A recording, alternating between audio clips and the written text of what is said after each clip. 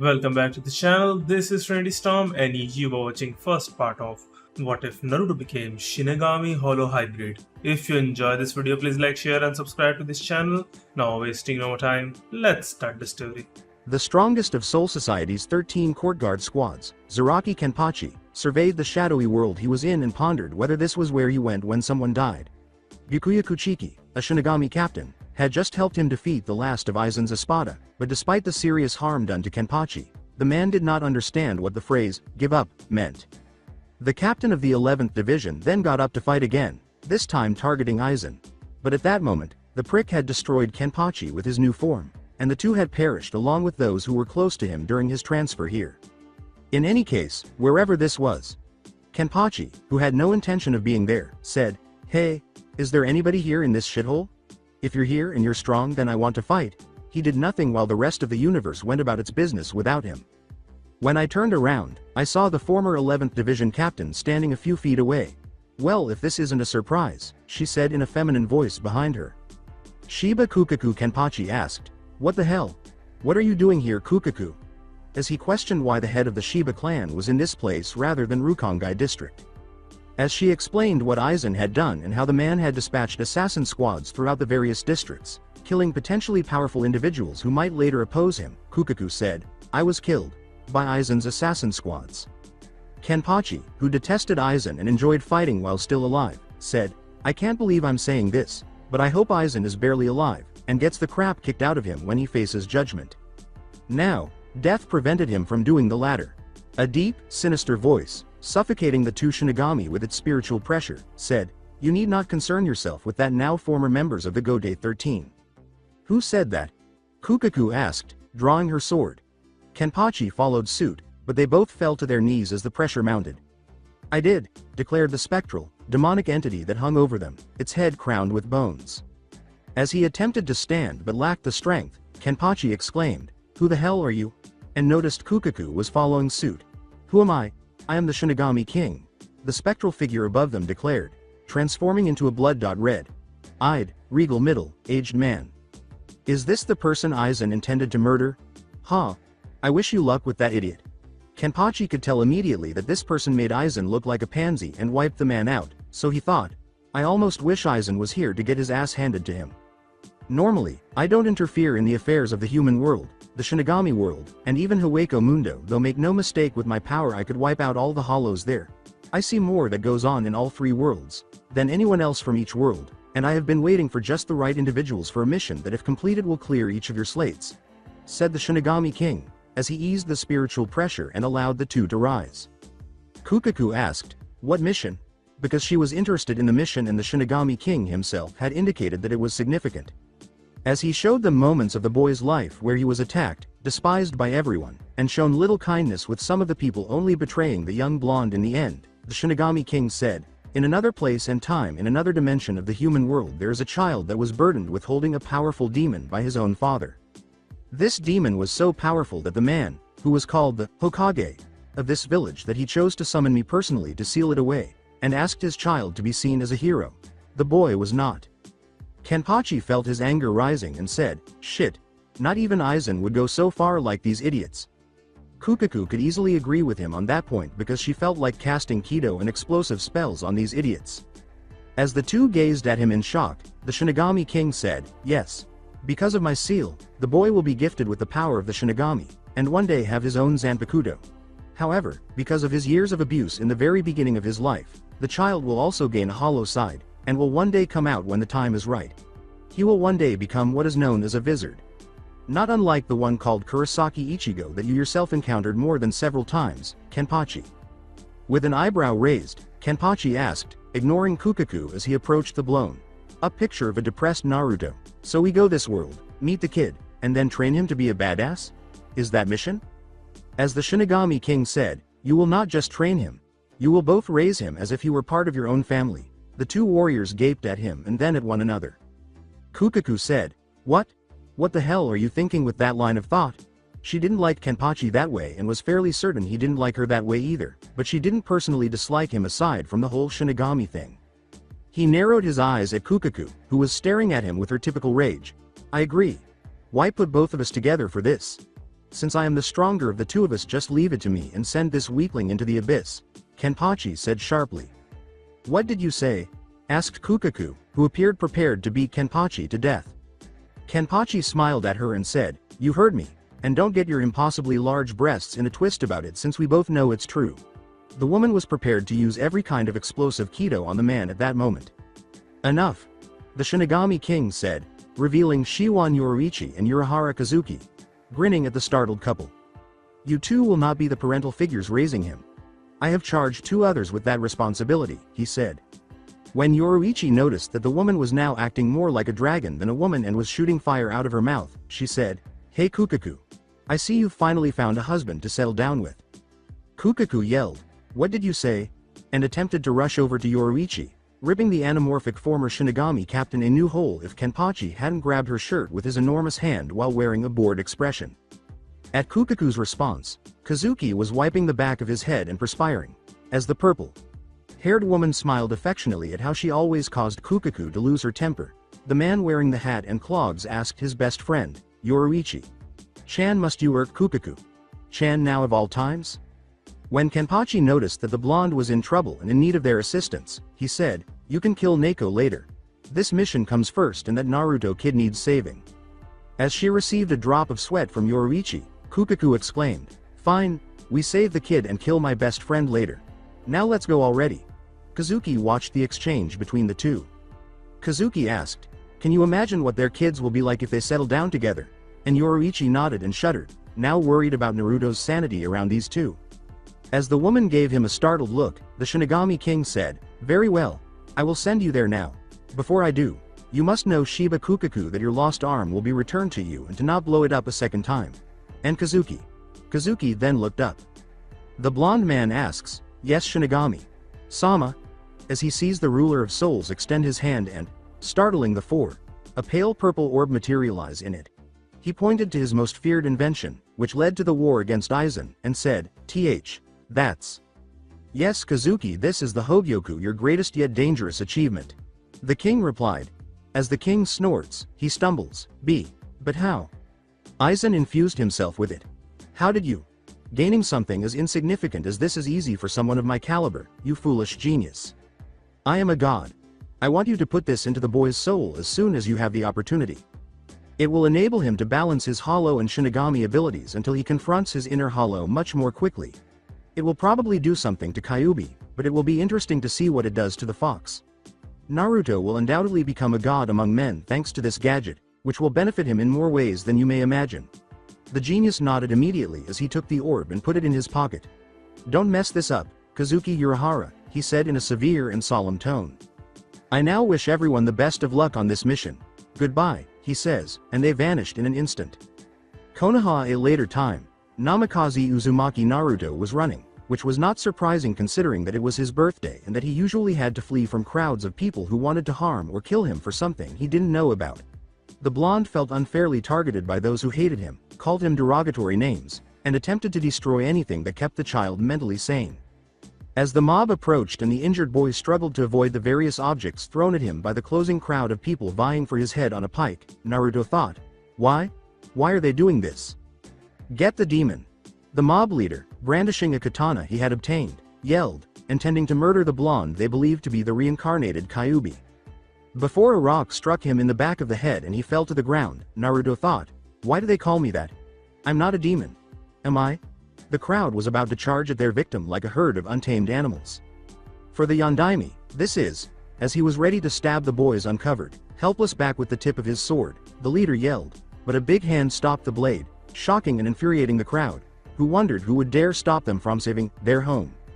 A tall, muscular man with a wild, aggressive appearance towered over them, wearing a black samurai shirt with matching hamakas, socks, and sandals, a sleeveless haori with the kanji 11N, which had a ragged look to it, an eye patch with a gold like lining and a chain as one of the straps, pronounced hairless eyebrow ridges, and a large scar down the left side of his face.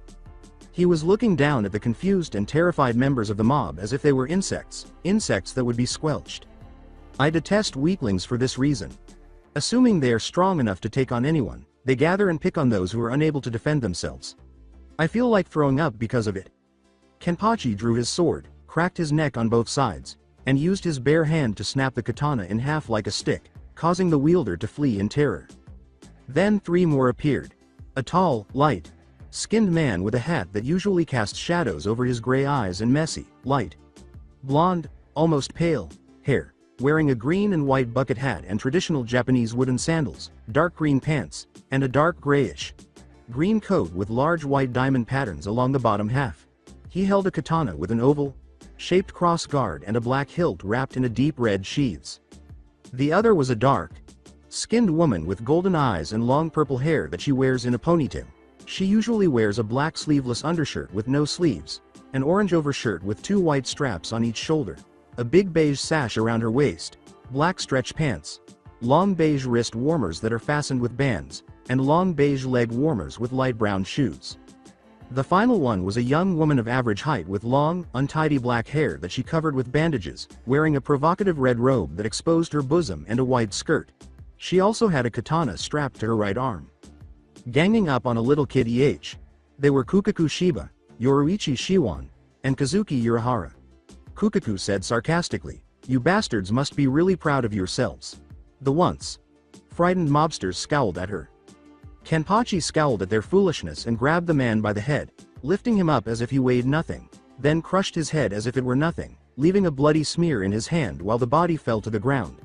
"That thing isn't a child, it's a demon in human skin and it must be destroyed now, move or we'll make you," one member said, assuming that their numbers would give them a chance against these demon lovers. Now Kenpachi-san, there is no need to be too bloodthirsty and make a mess of things when too late. Kazuki, who was obstructing the view with a fan he had pulled out earlier and was ignored, said, while the man from Zaraki district was upon the screaming mob in an instant, slicing them to pieces, with their blood spraying everywhere except on Naruto. The mob was now terrified and began to back away in terror as the man approached them. "Kazuki, are you going to advise me to let them go?" "Screw that, you witnessed my response to the child's mistreatment." As he watched Kukaku and Yoruichi examine Naruto with horrified expressions on their faces, Kenpachi remarked, "The only way it will stop is if such people are dead and those who follow them see the boy's life is no longer theirs to destroy." They sensed the Kyuubi's demonic energy leaving the seal and healing the boy, but it was strained in its job and could only do so much before it had little to no effect in saving Naruto from certain death. The boy was severely malnourished, and his skeletal structure was easily visible due to his extreme thinness. Yoruichi leaned down and picked up the boy, saying, "This poor kid needs help."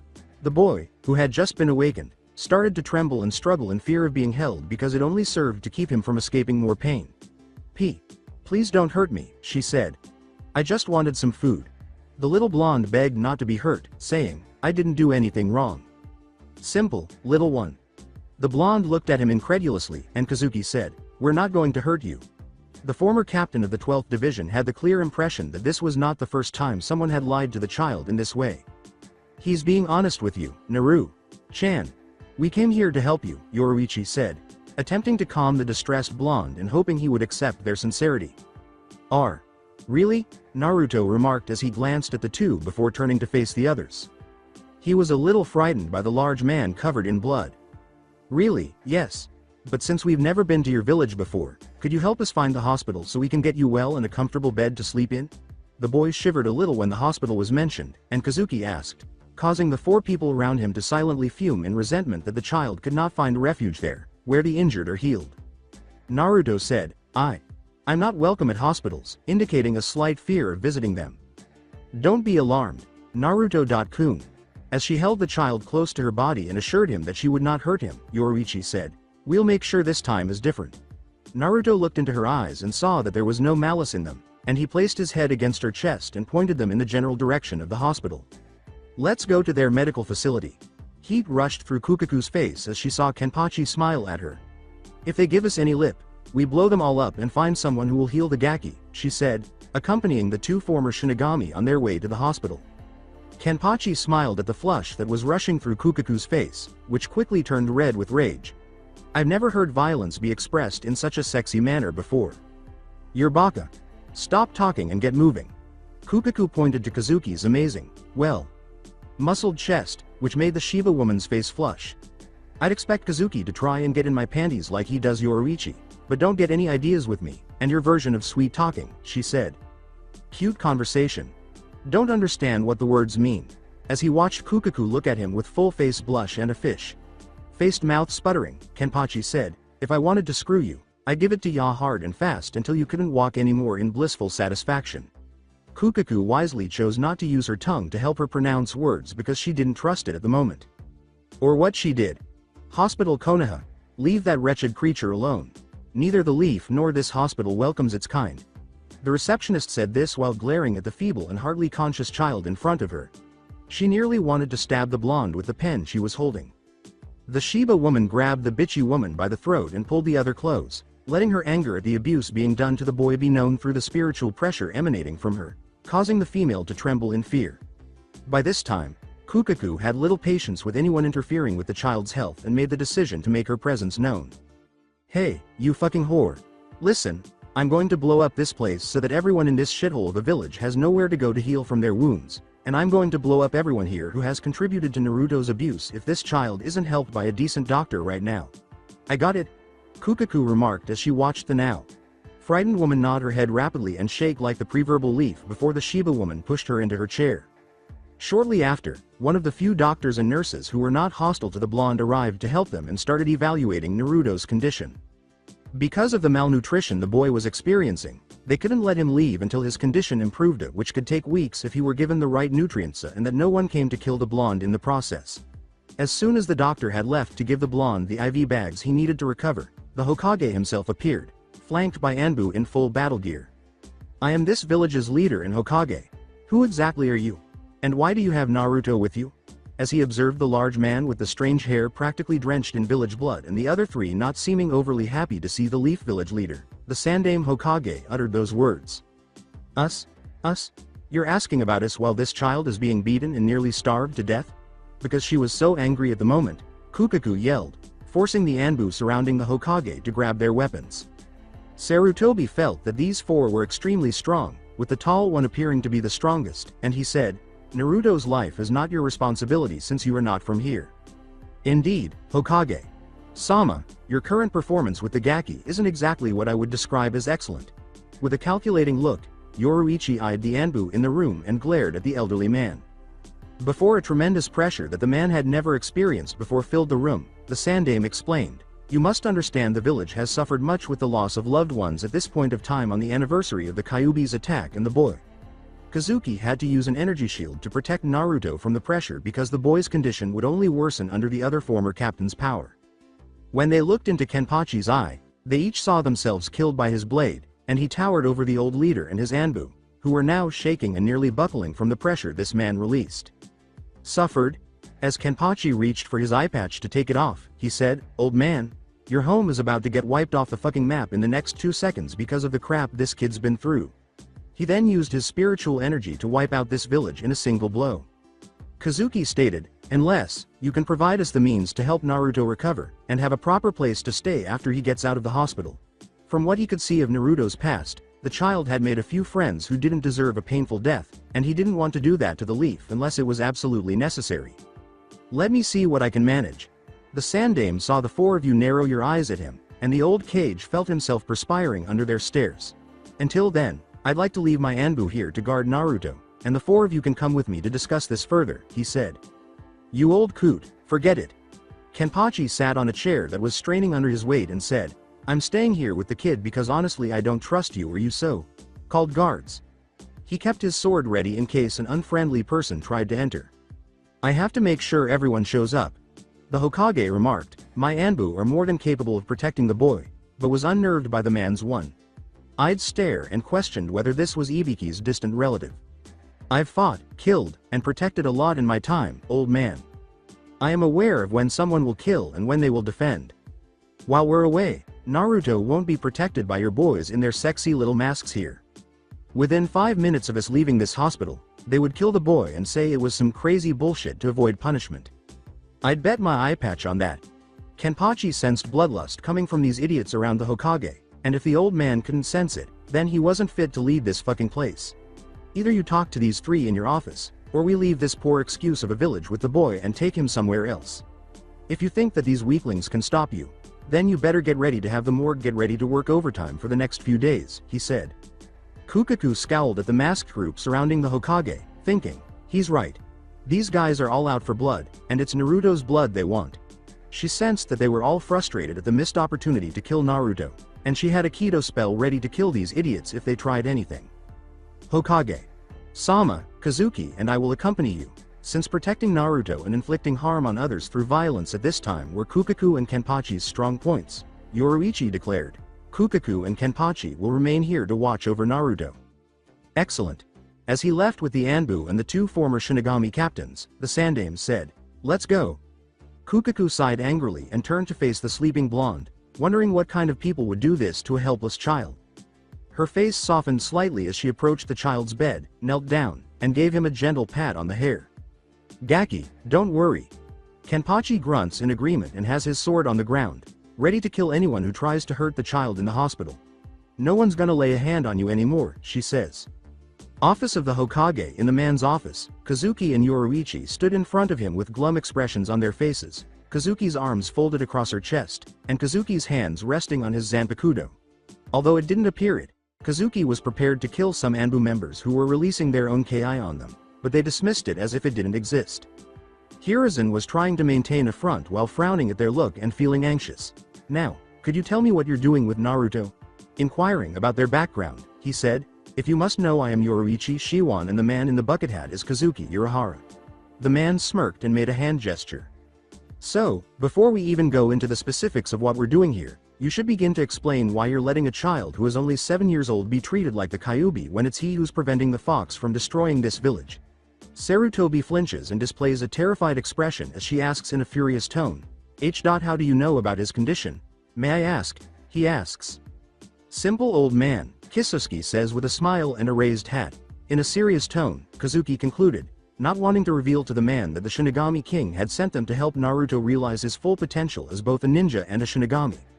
Like you, we're part of a higher authority that goes beyond even yours, and honestly, or a leader cares about Naruto to the point of having someone of our caliber watch over the kid since it's clear you're incapable of doing it yourself. With a look of shame and guilt, Sarutobi looks at the table and says, you two must understand that I have done everything I could for the boy, but, as he tries to explain, his desk is flung to the side, smashes into the wall, and is reduced to piles of wood. He looks up in surprise at a furious Yoruichi, whose eyes are now slitted and her bare hands are ready to tear this man in half. You're telling lies. You old, senile fool, have done nothing to help the boy. The so-called professor had a horrified expression on his face as she growled, we know you don't really care about Naruto as you claim because if you did you wouldn't be keeping his heritage from him. How do you know about that? The fact that some outsiders were aware of Naruto's family made his hands shake as he asked, it's a top secret in Konoha and only I and a few people know about it. As I mentioned before, and I suggest you stop lying to my friend here if you want to live to see another day, Kazuki concluded, observing his best friend preparing to tear this man to pieces. We know from someone who's higher in the chain of command. What about his two devoted Konoha Sannin godparents? Why aren't they here to take care of the child? Kazuki inquires. They even knew who his godparents were, and Sarutobi appeared to be about to have a heart attack. Because they have their shinobi duties in. GHRRRGGGHH. Yoruichi grabbed him by the collar and slammed him against the wall before he could finish. She begins to slowly squeeze the man's throat while Kazuki watches, saying, you're lying to us again, but I guess you're too stupid and ignorant to listen to someone who has your life in their grasp and can crush you without even trying. Kazuki may be a goof and laid back at times, but he knew better than to try to stop a pissed off Yoruichi. The last person who did so ended up with their legs twisted into the shape of a pretzel. Her hand was like a vice grip, and Sarutobi was struggling to escape. Please everything I did was for the boy's sake, she said. He clarified but gurgled as she gradually sucked the air out of him. Iwa would declare war on us for what he did during the last war if word got out that he was the Yondaime's son. You pitiful human excuse, don't give us that bullshit. You allowed those villagers to treat that poor child like the devil incarnate and did the absolute minimum. That ends right now, though. You will summon his godparents back here, and they will either accept their duties to Naruto or else, she says, and she was strongly tempted to have the Shinigami King cast this man into the 9th level of hell and send him on a one-way journey to the afterlife. I'm not able to. The boy's godmother vowed never to return because of the heartbreaking memories of losing loved ones in the previous war, and his godfather is evasive because he is still running his village spy network. The Sandame saw the former captain of the Godai 13's 2nd Division's eyes light up and she gave a menacing hiss. Even if I could tell them something, they will not act on it, and will not come back to Konoha, he said. So, Hokage Sama, you're going to write them a letter stating that they must return to Konoha as soon as possible and that it is mandatory. Did you inform them that Naruto and his parents perished during the sealing, or did they know he was still alive? I made a blood clone of the boy after Minato's sensei checked the seal and made it look like a dead body and told them he didn't survive, she demanded, and the man remained silent for a while before Yoruichi slammed him into the wall once more, causing him to scream in agony. He replied, His godparents were Tsunade and Jiraiya. And what about that growth stunt seal, restriction seal and dead man switch that was put on the back of his vertebrae and around his heart? From what I was told, only the Yondaime and Jiraiya were the only seal masters in this village, and I know good and well that the boy's father wouldn't place those on his only son, so who placed them on the boy? She insisted. They were placed there by me. The council was demanding for the boy's death and make him into a weapon, and to satisfy them I placed the seals on personally to ensure he stays loyal to the village. He clarified. Yoruichi's eyes were blazing with anger and rage, and white energy began to flare and cackle like lightning all over her body. Yoruichi's energy was causing the entire office to tremble and gradually collapse. When the Anbu showed up and attempted to stop her, her energy hit them, knocking them out as they crashed into the wall. You mean to tell me that you placed those seals on him so that you could hinder his potential and kill him if he turns on the village? She asked in a dangerous tone and got a weak nod from the man. I'm going to kill you. When she felt her wrist being grabbed, she roared and threw her fist back at the terrified leader, who was shaking with terror and ready to spray his brains all over the wall. Not here, Yoruichi. Chan, she said, turning to see Kazuki had stopped her attack and had placed his hand around her wrist. The situation would only worsen if he were killed. She glanced at his left arm and noticed it twitching slightly, knowing that he was attempting to avoid killing this man as well. Please calm down, he said in a cool, collected tone, but not in her direction. That was unbelievable. Her power was on par with a Biju's. How can someone hold that much power in their body and not explode? He thought as he recovered on the ground. Her Ryotsu subsided, and she sighed in frustration. She nodded and dropped the man on his ass, and he gasped for air, clutching his neck in agony and attempting to regain his composure from the overwhelming power he felt. Kazuki began whispering as he leaned into Yoruichi's ear. Yoruichi. I'm heading back to Naruto's room and preparing to place the Hogyoku in Naruto's body where the Shikifuin seal is. I don't know if it's at full power yet, but hopefully it can make Naruto's recovery go faster and he can be up by tomorrow. He says as she nods. Okay, but wait for me to be there to help you with the process. We don't know how the fox will react to it, she replies. As she laughs, he jokes, hi. I'll see you there in a few minutes. Hopefully Kenpachi hasn't caused another massacre in the hospital. Then he quickly backs off as she approaches the man, kneels down, catches him by the collar once more, pulls him to her face, and glares at him. You listen to me, old man, and you listen well because I am not gonna repeat myself.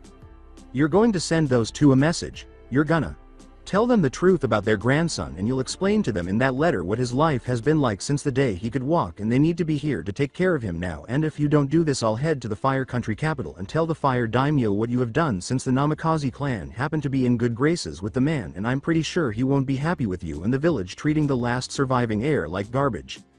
She instructed, receiving a weak nod, and then throws him back. She shunpos away to assist Kazuki with the preparations as he collapses to the ground. Sarutobi pondered whether this was Kami's way of punishing him for sending an innocent child to a place worse than death. Hospital in Konoha. Kenpachi was leaning against the wall with his eyes closed, and Kazuki, Yoruichi, and Kukaku were standing around Naruto's sleeping form, erecting a barrier around them. Kazuki was examining the Shikifuin when he was struck by the seal's intricate design and elegance. This is truly a work of art. I've never seen something so amazing. To think that a human is capable of creating something like this. He was grinning from ear to ear. Kukaku's eye twitches as he says, I would have loved to meet the boy's father if he was still alive. Hopefully Naruto here has inherited his intelligence. The fact that Yoruichi's former subordinate was going into geek mode while keeping the barrier outside the room makes Kukaku angry. Hey Buckethead, can you please get on with the process? I didn't create this barrier for my health, you know. Yoruichi was grinning while she was in the lotus position, her eyes closed and her face glowing white. As her best friend complained, the goddess of Flash said, please calm down, Kaku. Chan. You're not the one holding a double-layered barrier in place with your own energy. We don't know how the Hogyoku will react to Naruto's body or the Kyuubi, so try not to lose focus. Kazuki laughs sheepishly and nods, saying, Oi Kazuki-kun. Get out of geek mode and place the Hogyoku into Naru-chan. The former 12th Division captain touched the seal, which glowed white, and said, sorry about that. Now then. With a sigh, Kazuki takes the Hogyoku from his shirt pocket. I hope I'm doing the right thing this time. I don't want a repeat of what happened in our world, Kazuki murmured. The orb sank into the glowing seal when he set the Hogyoku on top of it. Kazuki observed as a cocoon of white energy encircled Naruto's body as the glow brightened. Yoruichi opens one eye and asks, what's going on, Kazuki? The Hogyoku seems to be rejuvenating his body structure and awakening the power the king used to create the Shiki Fuin. I can sense his Ryotsu already awakening and purifying the Kyuubi's yokai, but at a slow pace, Kazuki says as the cocoon beats. After 6 minutes, the cocoon starts to crack a little, and then more cracks appear until it breaks. Kazuki surrounds Naruto's body with a green barrier, which allows his spiritual energy to return to his body after some of it erupts wildly. To the surprise of the 4 Shinigami, Naruto's face was hidden behind a hollow mask that resembled a fox before it broke and cracked, exposing his face as the glow faded around his body. The whisker marks on Naruto's face had vanished, and his hair had stopped to his shoulders, just like his father's. At this point, his malnourished body was healthy and boneless. Kazuki exclaimed, it's done. He was pleased by how quickly the Hogyoku revitalized his body. With sighs of relief, Yoruichi and Kukaku break down the barriers. After sitting for a long time, Yoruichi says, well, that was fun. She stands up again and pops her back. When Kenpachi noticed Kukaku panting a little, he grinned. He said in a humorous tone, are you tired already, Kukaku-chan? And here I thought you were tough. The female Shiba developed a tick mark on her head. Yoruichi covered her mouth with her hand to stop her from yelling as she turned around. She continued until Kukaku bit down on her hand. Kenpachi, please don't agitate her. We don't need the boy waking up from one of her rants. With a cry of, ah, Yoruichi withdrew her hand and nursed it. Then she began to yell while glaring at a smiling Kukaku. Kukaku, you bitch, I'm gonna. She paused abruptly, covered her mouth, and slowly turned around in the hopes of waking the boy. Then, when she noticed an orange dome encircling Naruto's sleeping form, she started to perspire. Kazuki's expression was one of amusement, but a fan obscured his smile. He asks in a humorous tone, now Yoruichi-chan, you should use your indoor voice. We don't want to wake up the other patients now, do we? Until Yoruichi's fist hits his face, causing him to fall to the ground and clutch his face while her fist is steaming. Kenpachi nodded and said, wow. And I thought you had a short temper, Kukaku. Kazuki returned to his feet without any facial injuries following that brief incident. As they shook their heads, Kazuki said, I must admit that I'm impressed that the Hogyoku healed him so quickly. Did any of you sense the fox's yokai emit from the boy's body? With a serious expression on his face, he stated, it's possible that the Hogyoku absorbed the fox and is slowly purifying its energy. A hollow mask appeared on his face also, but then dissolved. At this, Kenpachi arched an eyebrow and spoke up. Knowing that a wizard's power was nothing to laugh at, the warrior asks, so the kid will become a wizard? Either that or he'll become a complete hybrid like Ichigo did when he fought and beat Aizen. The brilliant mind responded. A few days later, Konoha, after completing the letters, Sarutobi ordered Taka and Neko to go find the 2 Sannin. Sarutobi frowned as he walked slowly in the direction of the hospital after his unconscious bodyguards were taken there and his office was refurbished.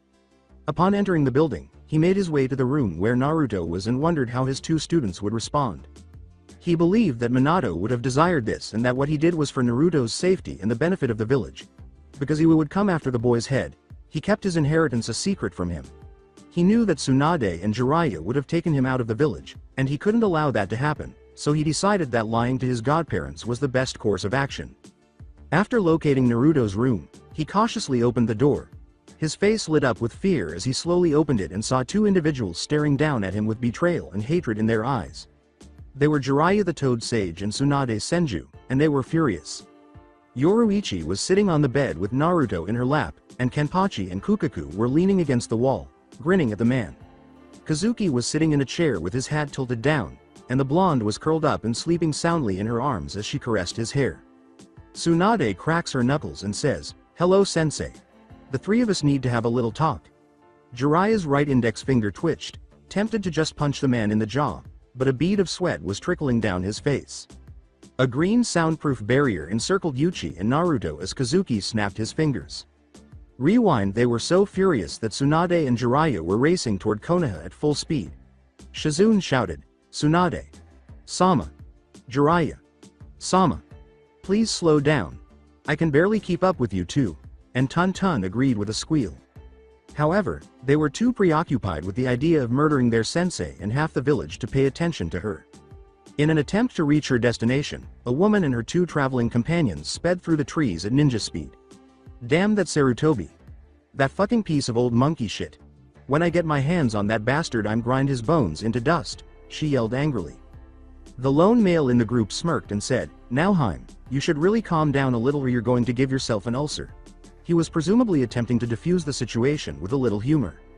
He had to avoid a chakra enhanced blow and almost had his head knocked off his shoulders as a result of his consideration. If he hadn't been a seasoned ninja who had spent years dealing with unexpected movements, sneak attacks, and his female teammates' rage, he would require a lot of medical care. "Why the fuck should I calm down when my godson has been alive and alone for over 7 years and I'm just finding out yesterday?" she yelled at one of her teammates. "Well, disfiguring my skull won't help the situation now, would it? And did you forget he was my godson as well? I promised Minato and Kushina should anything happen to him I'd be there for him, damn it," Jiraiya countered. "True, but it will make me feel better and get in some good practice before I go back to Konoha and beat the shit out of that old monkey," replied Tsunade. Since the two Sannin first met, things had been this way. Tsunade did not do this and was essentially a walking nuclear warhead on a mission to go to Konoha and raze it to the ground, whereas Jiraiya was more calm and reserved about the situation after hours and hours of meditation, conversing with the elder toads, and sparring with a few of the battle toads to calm his anger. Damned if her grandfather ever built that village. It served as a continual reminder of everything she had lost. Hashirama, the grandfather, Uncle Tobirama, great. Dan, Naoki, Minato, the Kushina. And lastly, Naruto. The thought of the last name made her angrier and more hateful. Sarutobi, the council, and the villagers will all pay a heavy price for what they did to her, him, and most significantly, her family. Tsunade was still hopping mad, and Jiraiya and Shizune were panting as they arrived at the main gates. Shizune said, "Tease. Tsunade-sama, can we please catch our breath? We're very tired." Jiraiya nodded in agreement. Jiraiya yells, "Yaheim, let us rest for a few minutes, I'm not as young as I used to be," as Tsunade lifts him over her shoulder and catches him by the back of his collar. When Tsunade puts an arm around Shizune's waist, carries her under it, and launches herself into the main gate like a rocket, making Guy's speed seem insignificant, Shizune lets out a little cry. The enraged Senju plowed through the village like a bulldozer, leaving the villagers with little time to move out of her way. She was a blonde blur. Shizune screamed, "Kya, Tsunade. Sama, please slow down," as she desperately held onto a squealing Tun, while Jiraiya thrashed his arms and legs, wailing for his mother, and Tun squealed uncontrollably. Tsunade screamed when Shizune noticed a big fruit cart in her path. The brunette yelled, "Tsunade. Sama, the cart," as she saw her mentor about to strike it. Jiraiya's eyes widened as he glanced over his shoulder. Jiraiya screamed, "Mumi why?" But Tsunade jumped over it, but she did so too high. Then, with a small earthquake, she lands hard on her feet and rushes to the hospital. Jiraiya's eyes were swirling, and Shizune was on her knees, sobbing uncontrollably and holding on to a purple Tun. As she got closer to the hospital, she dropped a trembling and babbling Shizune, Tun, and Jiraiya, who collapsed on his face and moaned as she kicked the doors open and knocked them off their hinges. The doctors and patients in the hospital were horrified and shook by the sight of the dark, enraged figure of a woman who could demolishing a building with a single flick of her wrist. Tsunade Senju was that woman. The female receptionist was whimpering in terror as she walked slowly to the receptionist's counter, leaving heel imprints on the cracked floor with each step. The female Senju leaned close to the receptionist's face, and the murderous expression on her face indicated that she wasn't in the mood for any bullshit. Tsunade slammed her hands on the table as she approached the desk, making the woman eek. As the receptionist raised a trembling finger and gestured to the left, she asked in a low but menacing voice, "Which room is Naruto Uzumaki in?" "Gee. Go down the hallway, up the second floor, and it's the third door to your right." She mumbled goodbye. Tsunade took her hands off the desk and walked up the stairs, causing her feet to tremble. Jiraiya gasped and panted as he staggered to the desk in front of the receptionist. He held up a finger as if he wanted to ask a question, but she simply pointed to the stairs, which Tsunade ascended. The man nodded and started up the stairs. Tsunade had just located the second door and started in its direction. She pushed the door open, but before she could turn to look around, a flash of silver came at her head. Because she had been in combat for so long, she ducked and rolled away as the flash grabbed a few hairs off her head and struck the wall. When she looked up, she noticed a blade embedded in the wall's side. A giant man wearing a samurai-like outfit and an eye patch over his right eye was staring down at her with a frown on his face.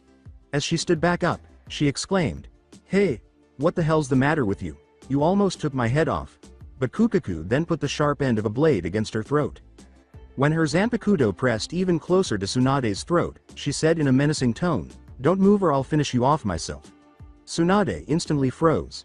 Then the Sani noticed two more people in the room. One was blonde and had a bucket hat with green and white stripes on his head. The other was a woman with dark skin, bright yellow eyes, and long, silky purple hair tied in a ponytail.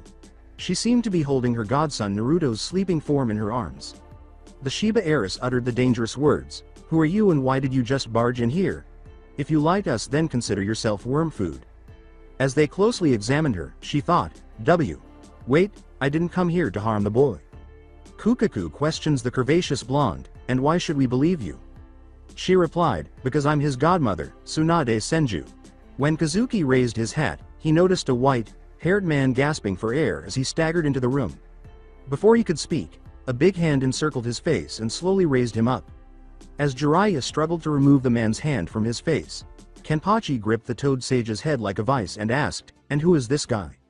As Kazuki looked at the two and saw no signs of dishonesty in their eyes, she responded, "That's my teammate Jiraiya. He's the boy's godfather." He began waving a fan across his face after taking it out. Kazuki said cheerfully, "It's okay you two.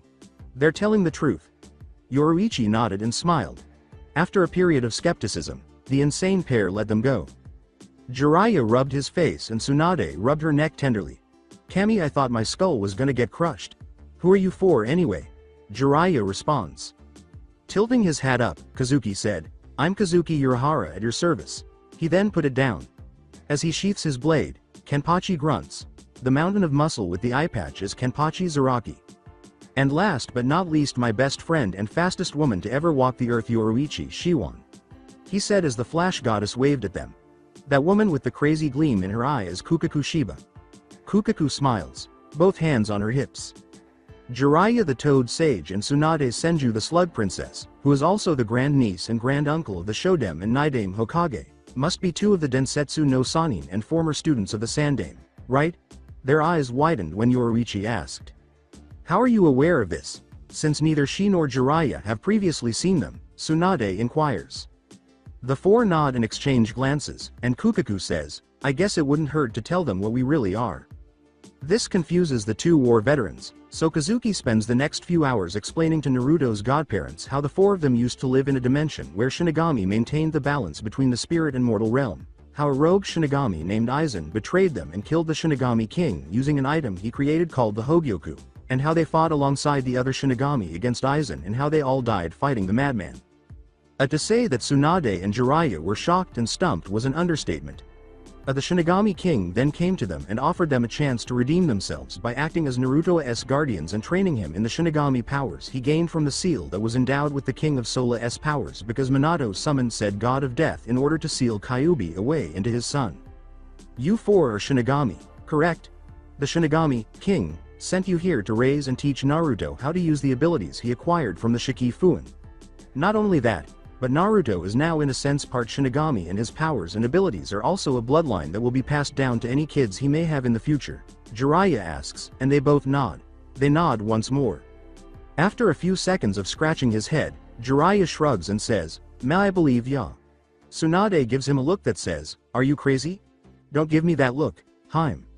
These guys are strong despite not being shinobi. They make the Biju look like adorable animals," he says. Additionally, you should keep in mind that your grandfather's chakra alone could create an entire forest, and your grandfather's uncle was able to conjure water out of thin air. As the final Senju considered this and had to concede that Jiraiya was correct, he said, "And let's not forget about you and your Titan. Like strength and Minato's ability to wipe out an entire army in the blink of an eye and also took on the most powerful of the Biju." She said, "I guess you're Raya for once." The super pervert mumbled something about how cruel she was to him and slumped his shoulder, but he straightened out. Remember how I mentioned in my letter that the Gaki had a dead man's switch, a growth stunt seal, and a restriction seal applied to his body? Do you mind if I take a look at them? Jiraiya asked, and Kazuki nodded and frowned in response. Apart from my late student, I'm the only shinobi in the village with extensive knowledge of Fuinjutsu, and I'm probably the only one who can remove them correctly. Jiraiya remarked that because Fuinjutsu was a very dangerous and intricate art, one incorrect assimilation for any seal could have disastrous results. Excellent. Please, Yoruichi, put Naruto on the bed. Kazuki asks, and after a few minutes of staring at Jiraiya, Yoruichi sighs and puts him down. Jiraiya walks up to Naruto and sees the dead man's switch seal over the place where his heart should be. He then carefully turns Naruto's head around and discovers a restriction seal around the area where his chakra coils grew and expanded, and a growth-stunting seal close to his vertebrae. Jiraiya was tempted to go over to the tower and shove a Rasengan down his sensei's throat right now, but he decided to save that for later because he couldn't believe his sensei would go to this extent to harm Minato's child. Lying to him and Tsunade was one thing, but ruining his chances of becoming a strong shinobi like his parents was just abhorrent. He said, now to get rid of these. He took out an ink brush and bottle and began applying removal seals to the growth stunt, restriction, and dead man's seals. He waited for the ink to dry before putting his hand in a ram seal. Kai, he said, and the removal seals began to glow while the others hissed and began to sizzle away until they were gone. Good. They have vanished. He said, now all I have to do is check and make sure there are no other seals on the kid's body. He then examined Naruto's body to make sure he had no extra or hidden seals on him, pausing after 10 minutes or so to smirk. No more seals. After assuring them that the Gaki was clean, he hands the boy back to Yoruichi, and Kazuki interrupts. So that you all know the kid's life in this village was, how do you say, hell on earth, and the old man is the reason for it, and telling by the pissed off expressions on your faces and the letters he sent you already know. He said as the two of them talked. So neither of you is angry that Naruto carries the Kyuubi within himself? Yoruichi inquired. No way. In contrast to these bakas, I would have treated him like a mother would have her child because I understand the difference between a prisoner and a jailer. I would have taken my bastard of a sensei outside of this hellhole and trained him until he was fully grown and capable of facing an army of cages. Village once be damned, if I had known that he had lied to me and discovered that he was still alive. She spoke in a tone that conveyed her seriousness. And you Jiraiya-san? Kazuki asked, turning to face Jiraiya. The Gamma Sennin is asked. As Kazuki grinned, he stated solemnly, like Tsunade. I too would have taken care of him and made the Gaki even stronger than his old man was, and no one, not even my so-called sensei, would stop me. She cracked her knuckles and said, speaking of sensei, where the hell is that old bastard, because I'm gonna make an example out of him by giving him the same beating I gave Jiraiya when he peeked on me when we were younger, only it's going to be 10 times more painful. Jiraiya shivered and went pale at the thought. Yoruichi wanted to know why the sage said, oh Kami, if I wasn't pissed at the old monkey's right nose, I feel slightly sorry for him. Is it really that bad? She questioned the man. Yoruichi and Kukaku grinned, and Kazuki and Kenpachi's eyes widened as he said, it was the closest life and death experience I've ever had in my shinobi career. Naruto then stirred and opened his eyes, attracting everyone's attention. Yoruichi grinned as she looked down at the boy she was holding. Hey, Naru-chan, how are you feeling? A small improvement, but who are they? Yoruichi is asked by Naruto. Your godparents, these two Gaki, were supposed to look after you, but an elderly man told them you had died in the Kyuubi attack. Additionally, they were very close to your parents and promised to support you in the event of your death, Kukaku explained. Hello Naruto, I'm Tsunade Senju, your godmother, and the man with the white spiky hair is your godfather Jiraiya, Tsunade said, slowly approaching the stunned Naruto and bending down to level her face with his. Jiraiya nods as she says, we were your parents' close friends. Her smile is melancholy. After Hiruzen informed him that he was an orphan chosen by the Yondaime, Naruto jolted out of his daze and realized that they knew who his parents were. Why you knew my parents? The two, especially Jiraiya, frowned when Naruto remarked, but Saru.Oji said I was an orphan and didn't know who my parents were. I fear that he has been deceiving you, Naruto. More than anything else, your parents loved you. She replied, they were Kushina Uzumaki, and your father was Minato Namikaze the Yondaime Hokage. Naruto's eyes widened, particularly upon discovering that he was his idol's son, at which point Jiraiya spoke up. It wasn't because you were the only child born that day that your father utilized you as the Kyuubi's vessel, Naruto. Because he wouldn't go so far as to have another parent sacrifice their child, your father decided to use you as its vessel. It was heartbreaking for him and your mother to have to leave you, Jiraiya explained, because he was a man of honor and distinction. As Jiraiya put a hand on her shoulder, Tsunade looked at the ground in shame and said, "And we're sorry that we were caught up in our own grief and leaving you under the mercy of these bastards Naruto." Chan. Tsunade noticed tears falling on the floor and looked up to see Naruto sobbing without a sound. "So you don't think I'm bad for keeping Kyuubi in check?" With a loving smile, Tsunade responded to his question, "I hope these people aren't like the villagers." Naruto. Chan, I don't care if you have the fox inside of you. I would never consider raising my hand against you. Afterward, Naruto fell asleep from exhaustion, and Tsunade gently handed the boy back to Yoruichi. "I swear I would never harm you in any way, shape or form, and I'll protect you no matter what," she assured the blonde, and Jiraiya smiled and nodded his head in agreement.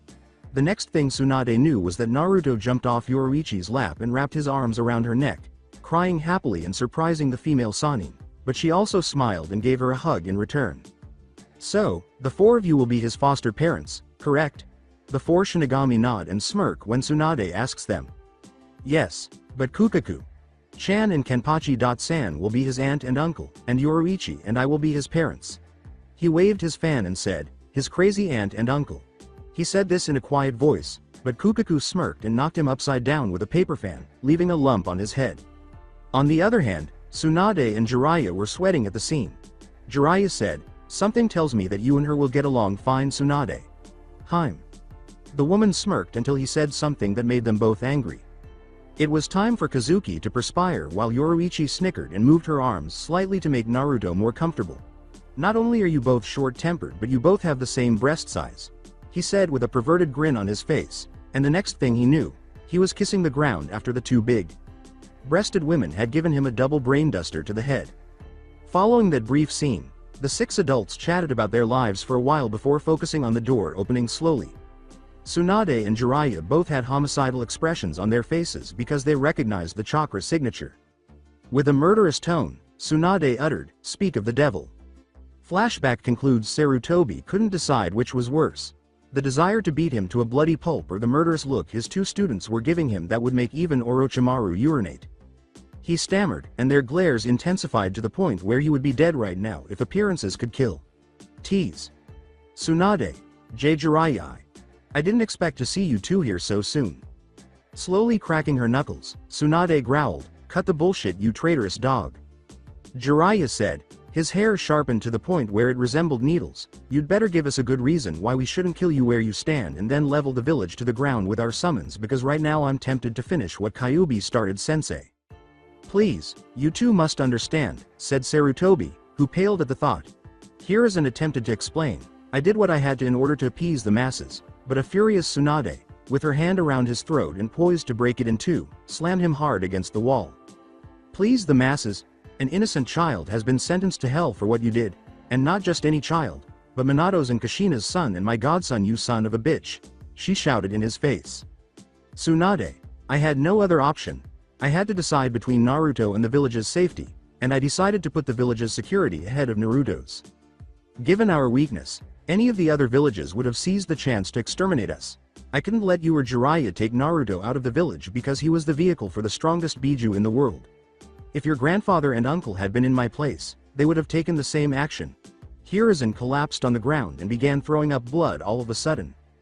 "Don't you ever say that my grandfather and uncle would do the same thing or I'll crush you like the bug you are." Tsunade growled, making the man gasp for breath, as he rolled over to stand up. She and Jiraiya watched the man shrivel up and were appalled at how weak and frail he now appeared. "You are nothing but trash, Hiruzen Sarutobi, and a disgrace to your clan and unfit to lead this village any longer." Tsunade. "Who is going to replace me?" "You." The Sandame, who was aware of how Tsunade lost her loved ones to the title when they wanted it, and who could still see pain in his former students' eyes, said, "As I remember, this place brings back bad memories, and believed that the whole idea of being Hokage was a foolish ambition." While Jiraiya stared at her in disbelief before grinning that she would be preserving her family's title, Tsunade grinned and said, "I may not be the perfect choice for Hokage like Minato, but I know I'd be a far better one than you are right now, and if becoming Hokage means I can use my power to protect my godson from the Bakas that you allowed to turn my family's legacy into a shell of its former self." Then I guess I'm your new successor. The time had come for a Senju to become Hokage again. 4 days later. Hokage Tower. Meeting room. What does this signify? Why were we being called to a meeting at this time by the Sandaime?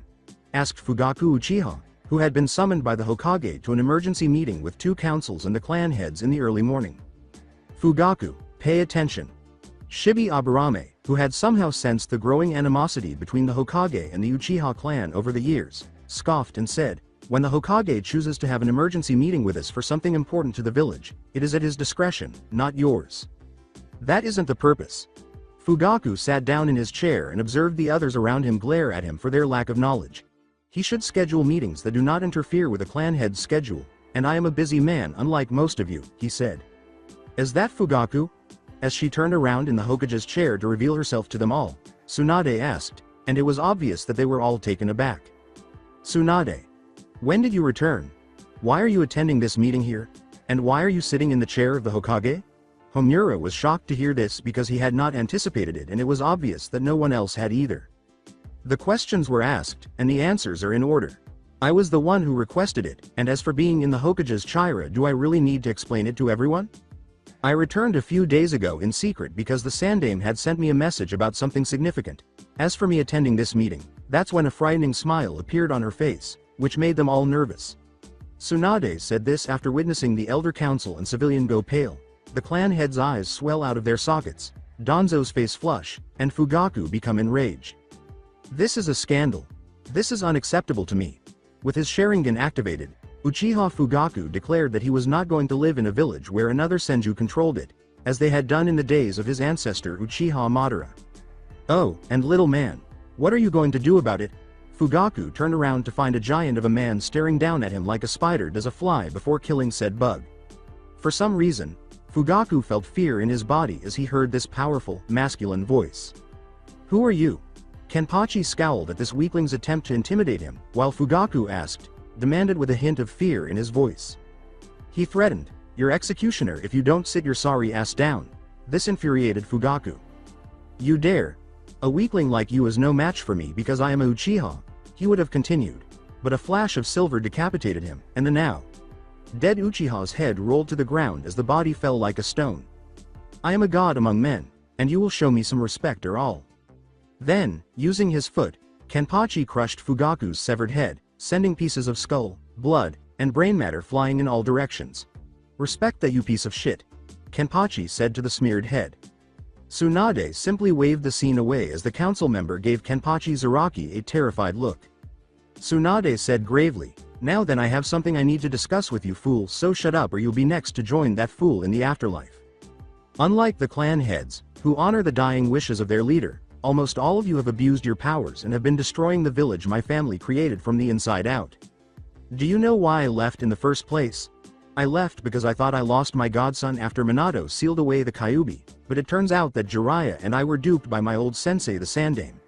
When we returned, we learned the truth from some of our friends, and I've decided to become Hokage in order to protect my godson from future harm by you Bakas here along with those outside this room.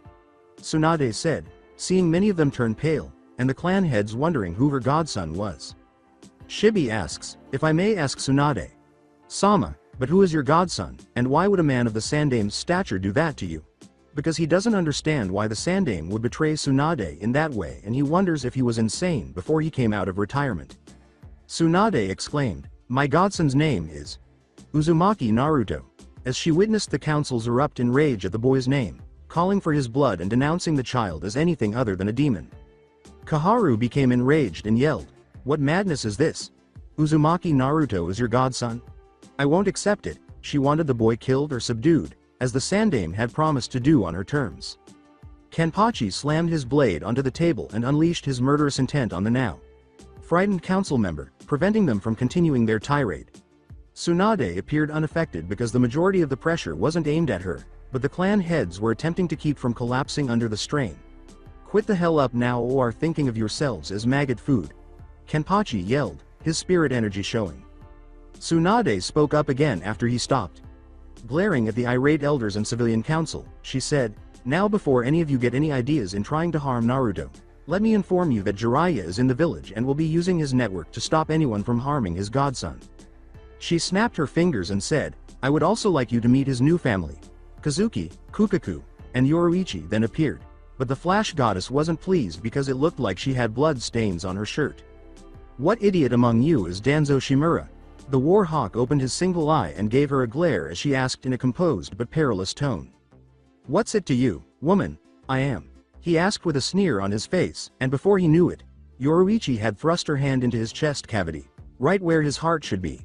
She then tore out his black beating heart and crushed it with her bare hands, killing the man who watched in shock before his eye rolled to the back of his head and he fell over. Wiping the blood and grime from her hands, she said, "I just wanted to kill the man who had his drones come after my adopted son." To get everyone's attention, Tsunade coughed and said, "And another one bites the dust." "Good riddance. There's also one more thing you should know," she added. "Those who have violated Sandame's law regarding the Kyuubi, which I know some Havia will face harsher penalties. Right now, I'm having all of the financial records taken out of every store where Naruto was barely permitted to buy food, clothes, and other necessities." She declared, "Every store that has expelled him will be closed and will remain closed until I say so. All the stores that have cheated him on prices will be charged and taxed heavily." As soon as she heard the elders and civilians begin to object, she filled the room with ki. And if people use terms like demon boy, monster, fox brat, or anything else that is associated with the Kyuubi inside Naruto, they will be arrested by the Anbu, have everything they own taken, and after being questioned, they will be executed at no exceptions. Tsunade concluded, seeing that those opposed to Naruto were upset but kept quiet, while all of the clan heads aside from the late Uchiha Food Cow and Danzo Shimura, of course were watching and were happy that the Hokage wasn't letting these fools get away with it. "What I say goes when you bitch are in my house. Pack your things and leave if you don't like the way I handle things. If you even consider hurting my godson or hiring someone to do so, I will kill them and the antagonist myself." The daimyo is not pleased at all with Konoha's actions against my godson, which I also brought to his attention. She finished turning the council members who opposed Naruto pale, and since two of their assistants were now dead, they had no choice but to do nothing or risk complete annihilation. "He gave me permission to remove anyone from this council, so please try something so that I can take away all that you and your family have gained." Currently, a 9-year-old Naruto was using a bakken to practice his word katas in the backyard of his biological father's estate. Since he was the only one with the ability to deactivate the security seals and barrier surrounding the compound, Jiraiya escorted Naruto and the four Shinigami to Minato's clan compound, which was situated near the Hokage mountain in a beautiful and dense forest, following their meeting a year ago. They settled in after unlocking it and made the decision to begin teaching Naruto the Shinigami arts as soon as he was well enough to recover. In addition to teaching Naruto math, science, history, and geography, Kazuki also taught him how to make plans and evaluate the moves of his opponents. Yoruichi began by teaching him how to properly control his Ryotsu, spirit energy, as well as Hakudo and Hoho. He also taught him how to use his senses, stealth, and throwing weapons, as well as how to take advantage of his surroundings. In order to prevent Naruto from wasting energy or blowing himself up, Kukaku began teaching him the fundamentals of Kido and how to use them properly. In order to teach Naruto Zanjutsu, Kenpachi had him perform body conditioning exercises like push-ups, sit-ups, running, and other exercises. He began by teaching him kendo. When Tsunade discovered during his training that the majority of the academy's teachers had been impeding his development by removing him from classes and forcing him to respond to questions that no other student could answer, she had them fired, stripped of their rank, and sent to Ibiki. She also had the Anbu, who were supposed to be protecting him, degraded and their names tarnished. After analyzing his chakra levels, Jiraiya discovered that he already had high Chunin to low Junin levels. All he needed to do was learn how to properly control them. To help his grandson, he taught him exercises for chakra control, such as water walking and tree walking. He also taught Naruto the Kage Bunshin Jutsu, shadow clones, because, despite his improved control, he was unable to perform low-level jutsu.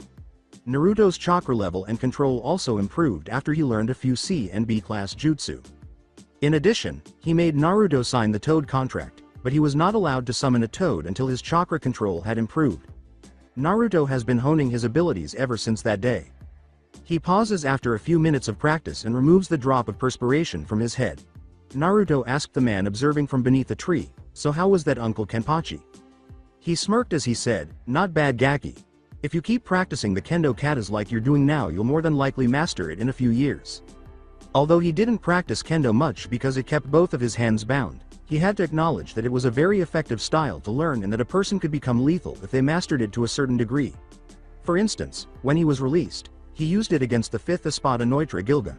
The high-level Hollow was down for the count after just one swing. Naruto grinned and rubbed the back of his head. The man laughed and he said, "Thanks, but it'll be a while before I'm as good as you." As the boy nods and shunters into the complex, he said, "Kid, I don't want you to become as good as me. I want you to surpass me. Now head inside and get yourself cleaned up because your Ka-san wants to take you to the park." Naruto saw his 2-san Kazuki reading a book on advanced Fuinjutsu after that. He was wearing a white short-sleeved shirt with blue flames licking the edges of his shirt and sleeves, blue cargo shorts that ended below his knees, and black ninja sandals. The man chose to learn the art as a hobby because it was very interesting because the possibilities of knowing it were endless, and he planned to teach Naruto the fundamentals of it later. "Hey 2-san." Naruto called out to get the man's attention. "Hey, Naruto-chan, do you need anything?" did he ask. "Where is Ka-san? Indeed. We were supposed to spend some time in the park. So how long do you plan on staying in that form, Ka-san?" he asked, until he felt something brush against his leg and looked down to see a black cat purr and rub against his leg. Naruto blinked, knelt down, and rubbed the cat behind the ear to make her purr louder. After asking his adoptive mother, Naruto ceased massaging her behind the ear. Then her cat form glowed and became more human-like until it subsided in Yoruichi's original form. "She's wearing her clothes in this FIC people," appeared. "You just love using my weakness against me, don't you, Sochi?" she muttered. "I was enjoying that, darn it." While Naruto smiled, she asked with a playful glare on her face. He said, "Well, given that you always maintain that shape and act like a cat, I can't help but do that. So, are we going to the park?" Naruto was about to leave with her when she said, "Sure, let's go." He said, "Hold on Ka-san. I want to ask 2-san something." She blinked in bewilderment as she watched Naruto go up to the genius. Kazuki glanced up at his book once more and said, "Hey 2-san. "Yes?" he inquired. "May I go to the park wearing your hat?" pointing to Kazuki's green and white striped hat, he asked, and the man blinked and raised the hat slightly. "Want to put on my hat?" Kazuki smirked, took the hat off his head, and placed it on Naruto's head, who smiled back. "Sure you can, kiddo, and if you want you can keep it," he asked, and the young blonde nodded happily. Yoruichi's eyes widened. "Really? Can I have it?" With excitement, Naruto asked, and Kazuki nodded before removing a new hat that resembled his previous one and putting it on his head. "Yes, but just make sure to take care of it properly." Yoruichi moans as he asks the young blonde, who nods his head enthusiastically. "We now have a miniature Kazuki in the house, which is fantastic," she said. "Kamai help us," which made the inventor laugh. "Come on, Yoruichi-chan. Although the hat is a little large, it looks fantastic on him, and he will eventually grow into it." Yoruichi shuddered at the idea, but he added, "Plus, it would be better than having him wear Kenpachi's hairstyle." "The hat is much better, you're right. You want to take the Shunpo to the park, Naru-chan?" she said, beaming broadly. During Naruto's training, she began teaching him a game called Flash Tag that she used to play with Byakuya and Soifun. The object of the game was to tag her. "Yes, let's go there in a hurry," he exclaimed. "I want to show you how good I've gotten in using Shunpo," and then the two abruptly disappeared as Kazuki grinned and shook his head. "Where did I put those schematics? Well, I suppose I should start building the training room for Naruto once he acquires his Zanpakuto from his Shinigami powers," he asked himself as he began searching for them. "Park? Not bad, Naru-chan, but you have a long ways to go before you can keep up with me," she said cheekily as he snuck his tongue at her, and Yoruichi laughed when he noticed that Namikaze was panting a little. Yoruichi and Naruto appeared in the park. She smiles even more when he says, "I know that Ka-san, but just wait, the day will come when I beat you and gain the title Shinjin, God of Flash." They turned to face a young girl with long midnight blue hair pulled back in a ponytail, pupilless, and light lavender eyes. She said, "And I look forward to the day when you face me in an all-out Shunpo match, Sochi. Oh look, it's one of your friends from the academy." She was wearing a beige jacket, blue pants, and sandals, and she seemed to be gathering flowers. A woman who appeared to be an older version of herself, but whose hair was not pulled back into a ponytail, was wearing a lavender kimono, and appeared to be holding a 2-year-old girl in her arms, was observing her. The woman was Hinata Hyuga, her mother Hisana, and Hinata's younger sister Hanabi.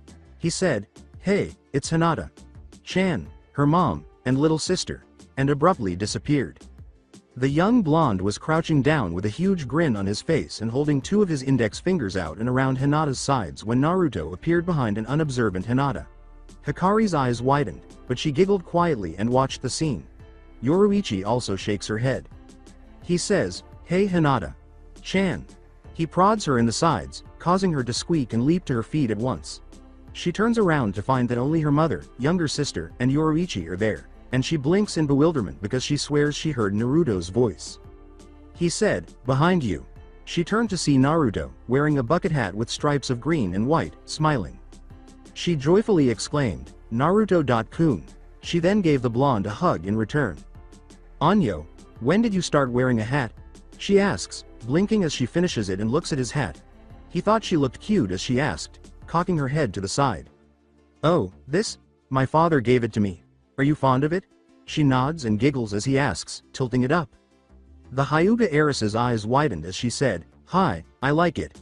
She was about to continue when Naruto was tackled by a black blur and the two of them hit the ground, especially when Naruto's hat fell on top of her head.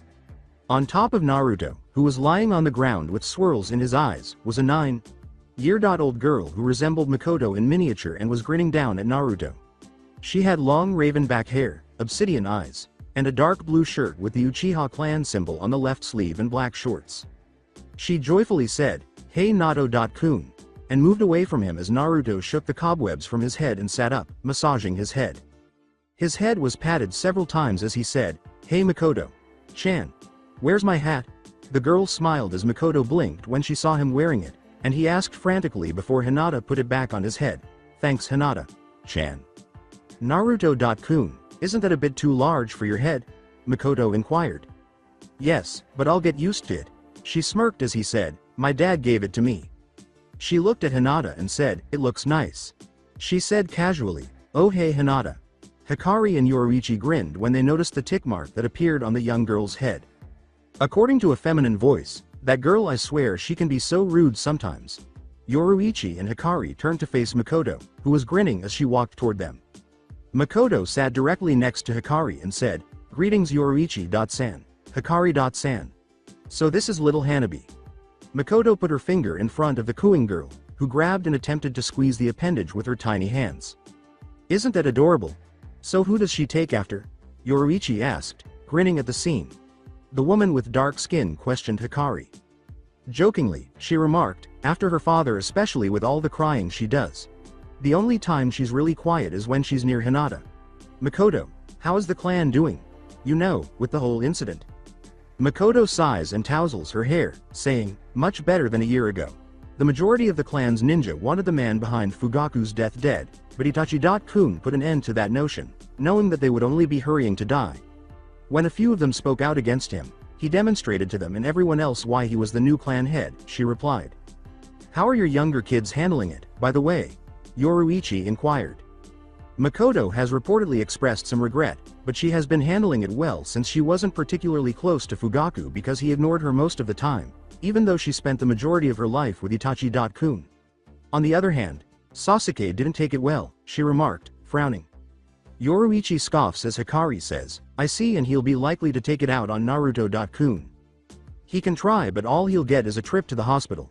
The former heiress of Shiwan replied. "Ever since that day we adopted Naruto, Kazuki, Kukaku, and Kenpachi have been training him so that he can defend himself when we aren't around," she continued. "The kid's smart and is a hard worker." Makoto grinned as she observed Naruto interacting with Makoto and Hinata. "How about you and Heishi Hikari-san? How does he treat the elderly?" Uchiha, the woman, inquired, and Hikari let out a frustrated sigh. She frowned and said, "He's doing fine except that the council is getting on his last nerve, telling him that one of our daughters needs to be put into the branch house since we couldn't have two heirs." She detested the idea of those traditionalists trying to get her children to wear that damned caged bird seal, and she threatened to kill the old fossils if they even tried. In the meantime, Naruto and Hinata were sitting cross-legged, staring at Makoto, who was smiling and wearing the hat Kazuki had given him. "How do I look?" Naruto snickered and Hinata giggled as she asked the two. As she removed it and shook her head, he said, "Sorry Makoto-chan, but I don't think your head is really suited for hats." "Yes, you are correct." For the remainder of the day, the three hung out while their mothers chatted until they had to return home.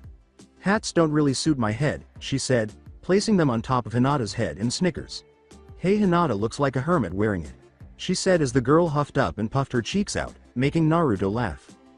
The following day, Tower of Hokage, while Kenpachi and Kukaku were staying at the compound with Naruto, Tsunade and Jiraiya, Kazuki, and Yoruichi were in the office discussing Naruto and the skills he would acquire during his training.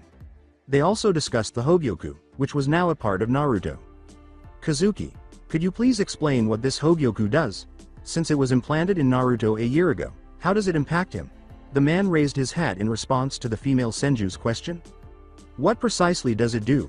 That was the original intention when I created it, but apparently it can do more than just break their limits in terms of power, he replied, drawing shocked looks from the two Sannin. Well, aside from the fact that it rejuvenated his body and made him stronger than the average human, it has the ability to destroy the boundary between a Shinigami and a Hollow. In fact, it makes the hearts around it come to life, or, to put it another way, it makes a person's inner desires come to life, he said. Internal desires? Jiraiya inquired, and Kazuki gave a nod. Yes, but even if Naruto is the Hogyu's new master, it will take some time before it fully awakens.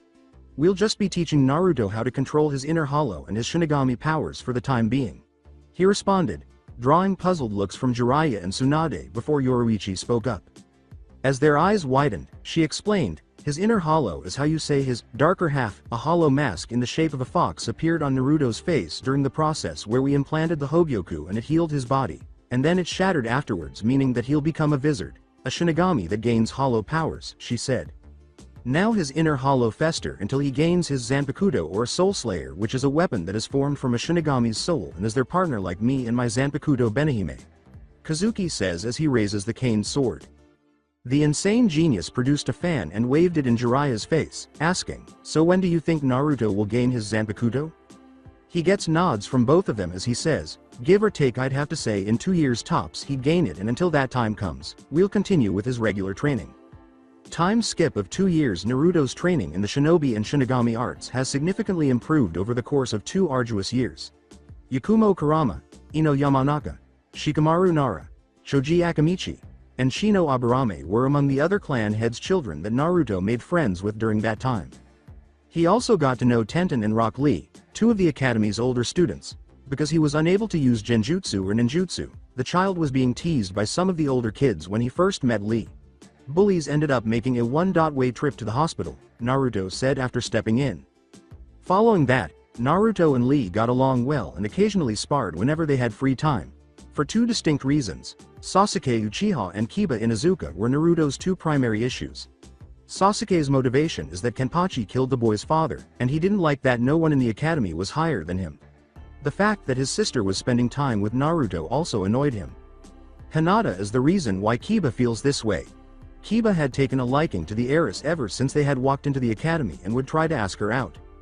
He would continue to nag her about hanging out with him rather than some homeless orphan even if she refused.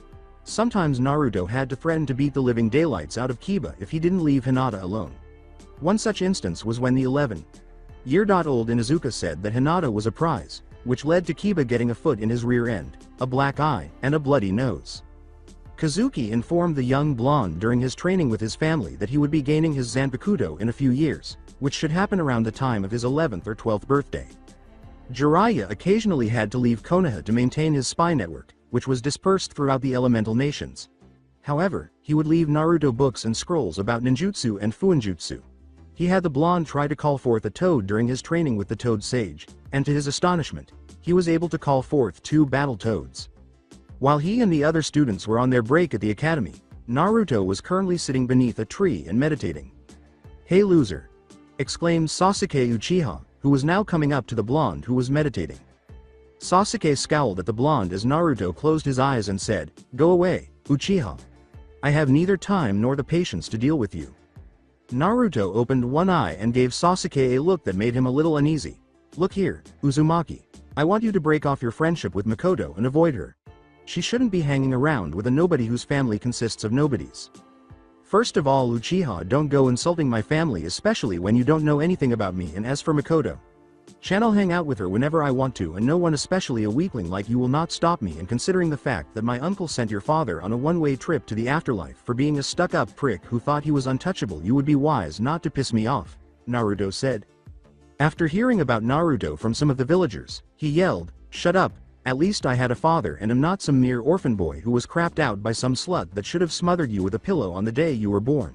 He knew that the blonde found the topic of Naruto's lack of parents to be sensitive, and he believed that this insult would cause the boy to lose his temper. However, Naruto was no longer sitting under the tree meditating, so that plan was unsuccessful. Suddenly, with a terrified expression on the Uchiha's face, he grabbed Sasuke by the collar and slammed the fool against the wall with his fist up. As Sasuke closed his eyes and waited for the blow to strike, Naruto swung his fist in his direction. But it didn't, and when he opened his eyes, he saw Naruto's fist embedded in the concrete wall, which had cracks all around it, and an outstretched arm close to his head. As he met Naruto's icy eyes, a drop of perspiration trickled down his cheek. The Uchiha shuddered when Naruto said, "Listen here, you runt of the family, and listen well.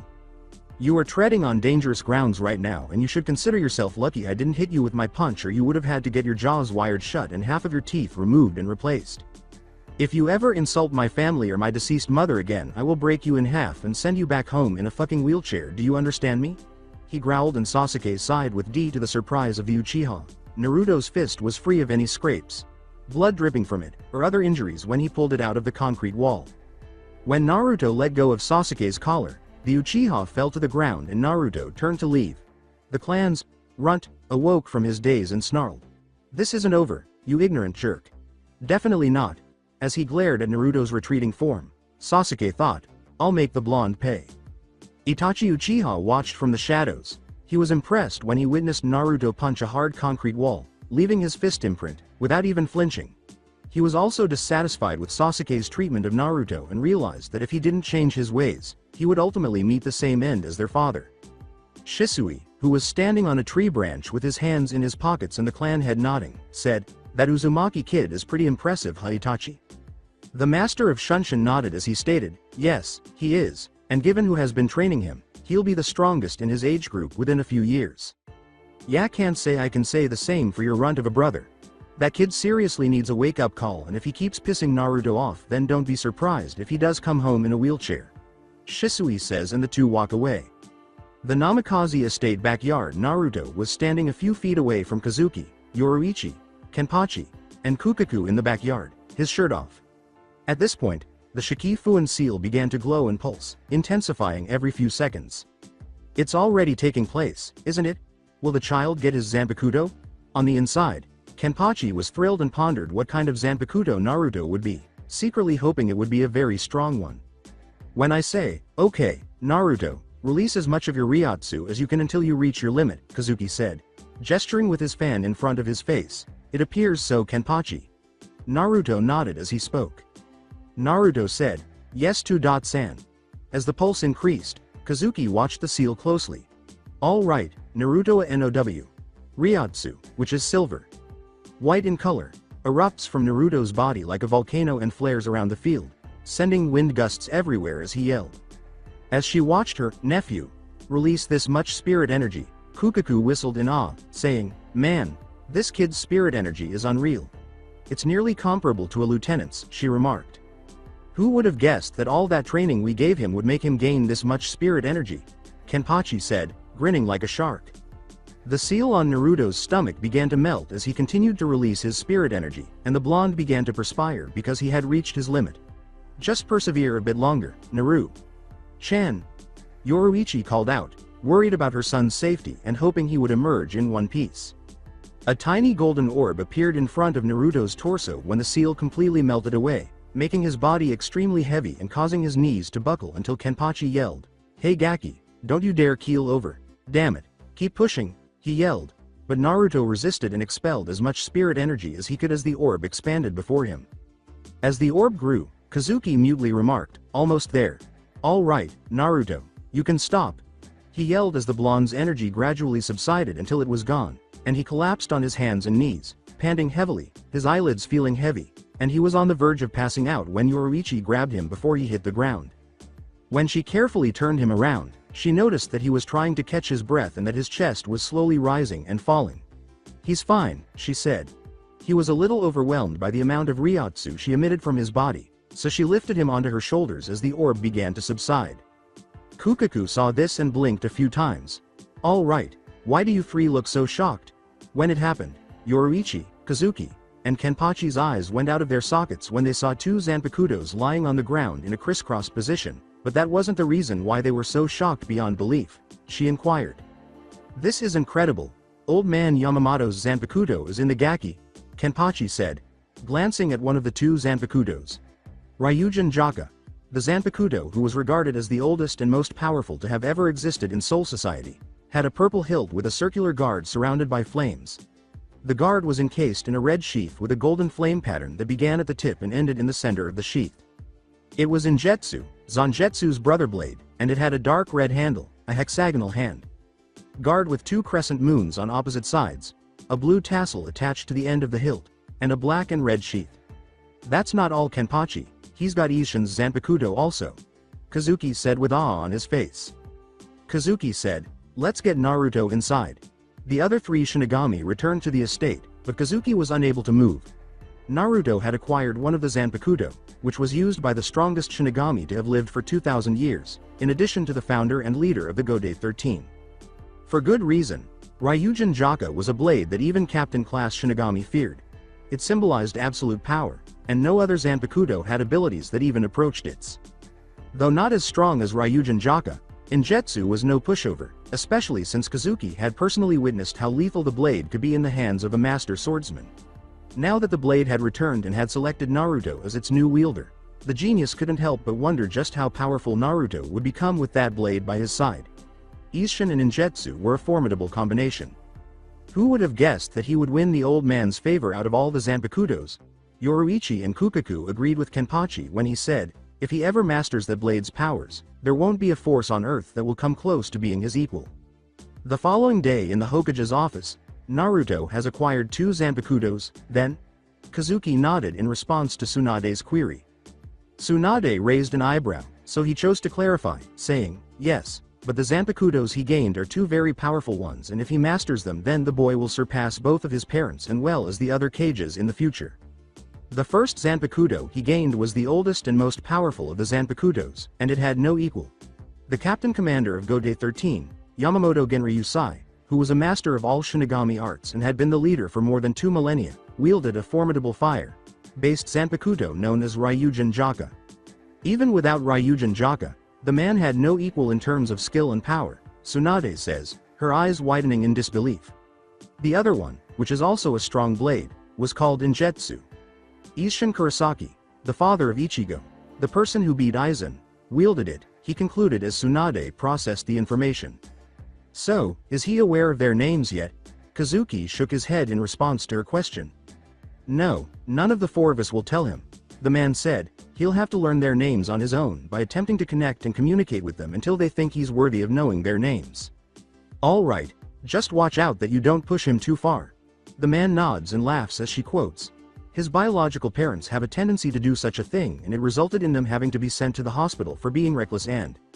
With Shunpo's gone, the man said, sure thing Hokage. Sama. He knew that his adopted son's life was about to take a turn for the better. Camp for underground training. A 12-year-old Naruto, dressed in a dark green shirt, black cargo pants, and black shinobi sandals, was leaping out of the smoke as he skidded back a couple of feet with Injetsu drawn. Kazuki had constructed a training ground that was similar to the one he and Yoruichi trained in as children so that Naruto could train privately with his Shinigami powers. He had Ryujin Jaka strapped to his back and had a few cuts and tears in his clothing. Since he acquired them, the 4 Shinigami increased his training to the point where he would train with each of them individually. They both wanted the boy to be ready to face anyone, especially those who were stronger than him, so they didn't give him any leeway. They also made him do some meditation training to help him connect and communicate with his soul slayers. At this point, he can only hear their voices, but they haven't revealed themselves to him yet, and they said he wasn't ready to know their names just yet. Come on kid, you're cutting me but you're not doing any real damage, said Naruto, panting a little as he fixed his eyes on the rising smoke. Kenpachi Zaraki emerged from the smoke, smiling, his Zanpakuto drawn, dragging the blade across the floor, sending sparks flying, then bringing it up and letting it rest on his shoulders. He also had some cuts on his chest and clothes, but they weren't as bad as Naruto's. He said, "You must attack me with the intention of killing me," but he was secretly impressed by Naruto's ability to cut him and hold his ground despite the former Squad 11 captain reserving much of his power and occasionally boosting it to allow Naruto to maintain his vigilance. "I am aware of that. What do I appear to be doing? It would be like me trying to cut through solid steel with a butter knife if I tried to cut through your skin." Naruto responded, "I'm cutting you, but I'm not doing any damage." He had to acknowledge that his uncle was a fierce fighter who could easily outfight captains with their Bankai unleashed, despite not being as cunning as his parents and aunt.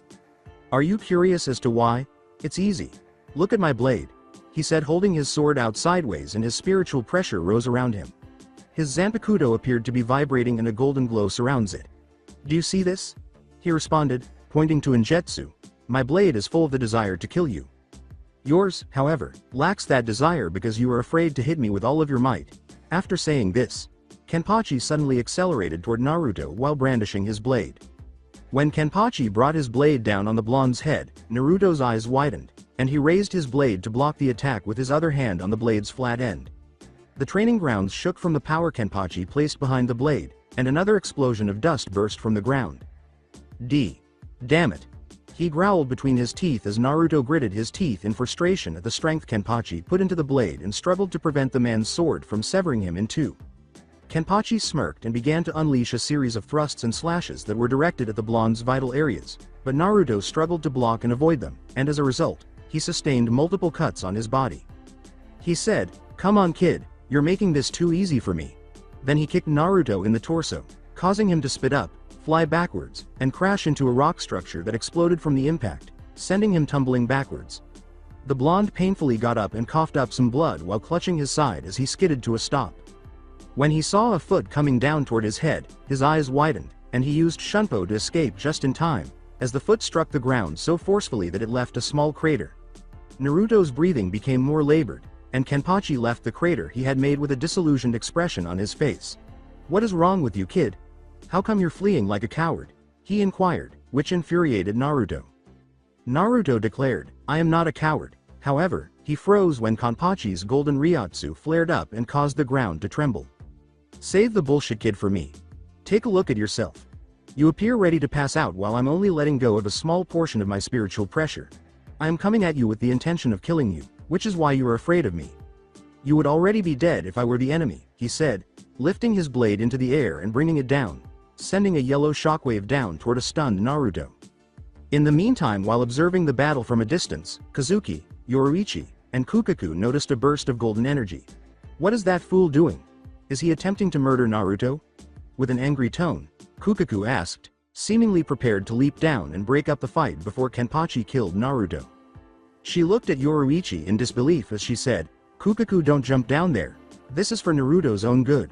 She clenched her crossed arms, wanting to put an end to the fight as well. "For his own good? Look who he's up against, damn it. I know you two are doing this to let him know the names of at least one of his Zanpakutos," Kukaku shouted, gesturing toward the area where a new dust cloud had formed. "You don't think we are aware of that? Look, Kukaku, I know the Shinigami King brought us back to life and helped Naruto reach his potential and be ready to face any threat that comes his way, but we can't be there to always bail him out of trouble, and you know it." Yoruichi's surprise retort surprised Kukaku, who had never seen Yoruichi snap at anyone unless she was furious, which was extremely uncommon.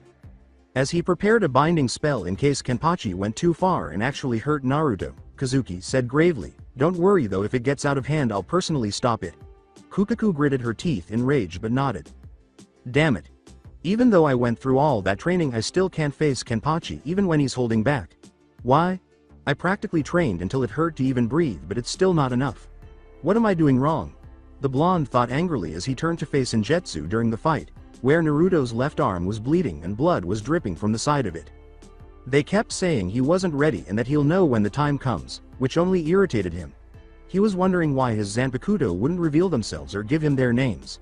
How could he not be ready? He was thinking about this when he entered his mindscape, where a crescent moon was shining into a dark sky. What the? Where am I? This was one aspect of his mindscape that Naruto had never seen before, he thought. "You're curious about my name, boy?" As he formed and stood in front of him, he saw the blonde. The man looked to be in his early to mid 40s, with unkempt facial hair and long, ragged black hair that stopped at his shoulders. He was wearing a tattered, midnight blue outfit with black sunglasses and a long, flowing overcoat that flared out into ragged ends. On the back of his coat were two crescent moon patterns that were facing away from each other. He was furious that he and his wielder were now meeting face-to face. Yes, I would like to, especially now that my uncle is going to rip me to pieces. Is asking for your name too much to ask? Why am I unable to learn it? I've made every effort to establish a relationship with you and to demonstrate my respect for you. What's stopping me from finding out your name? Naruto saw the man simply look at him for a long time before he spoke, so he asked. It was evident that the blonde didn't understand when the man saw Naruto frown and said, "If you wish to learn my name, Naruto, then you must first learn to abandon the fear that is locked away in your heart." A fear? What's to fear? Does my heart not feel afraid? Naruto said this before the man used some of his power to cause him to collapse on one knee and clutch his chest because of the lack of oxygen in his body. The man was becoming impatient with the boy because he was acting obstinate and uninformed. Don't belittle me, boy, I'm talking about a fear you know. I have personally witnessed it, so don't deny its existence. The fear of disappointing people you care about. The fear of dying in front of someone stronger than you. And the fear that they will die when you could have saved them if you had been there to help. The man yelled. And he knew he had struck home when he saw Naruto turn away. So, what should I do? How can I build up the strength to take on people who are stronger than me? How can I prevent the death of the people I love the most? How can I inspire pride in the people I care about? Tell me, how can I do this? Naruto wanted to be strong for his loved ones and defend them when they were unable to defend themselves, so he asked the anonymous man in front of him. After approaching Naruto, the man put a hand on his shoulder and said, "Naruto, it's really easy. Give up your fear. Anticipate. Keep going and never give up." The man responded, "You'll age if you pull back and you'll die if you hesitate," as Naruto considered his words. Naruto opened his eyes, saw the man in front of him, and nodded to the spirit that was his Zanpakuto. He's right.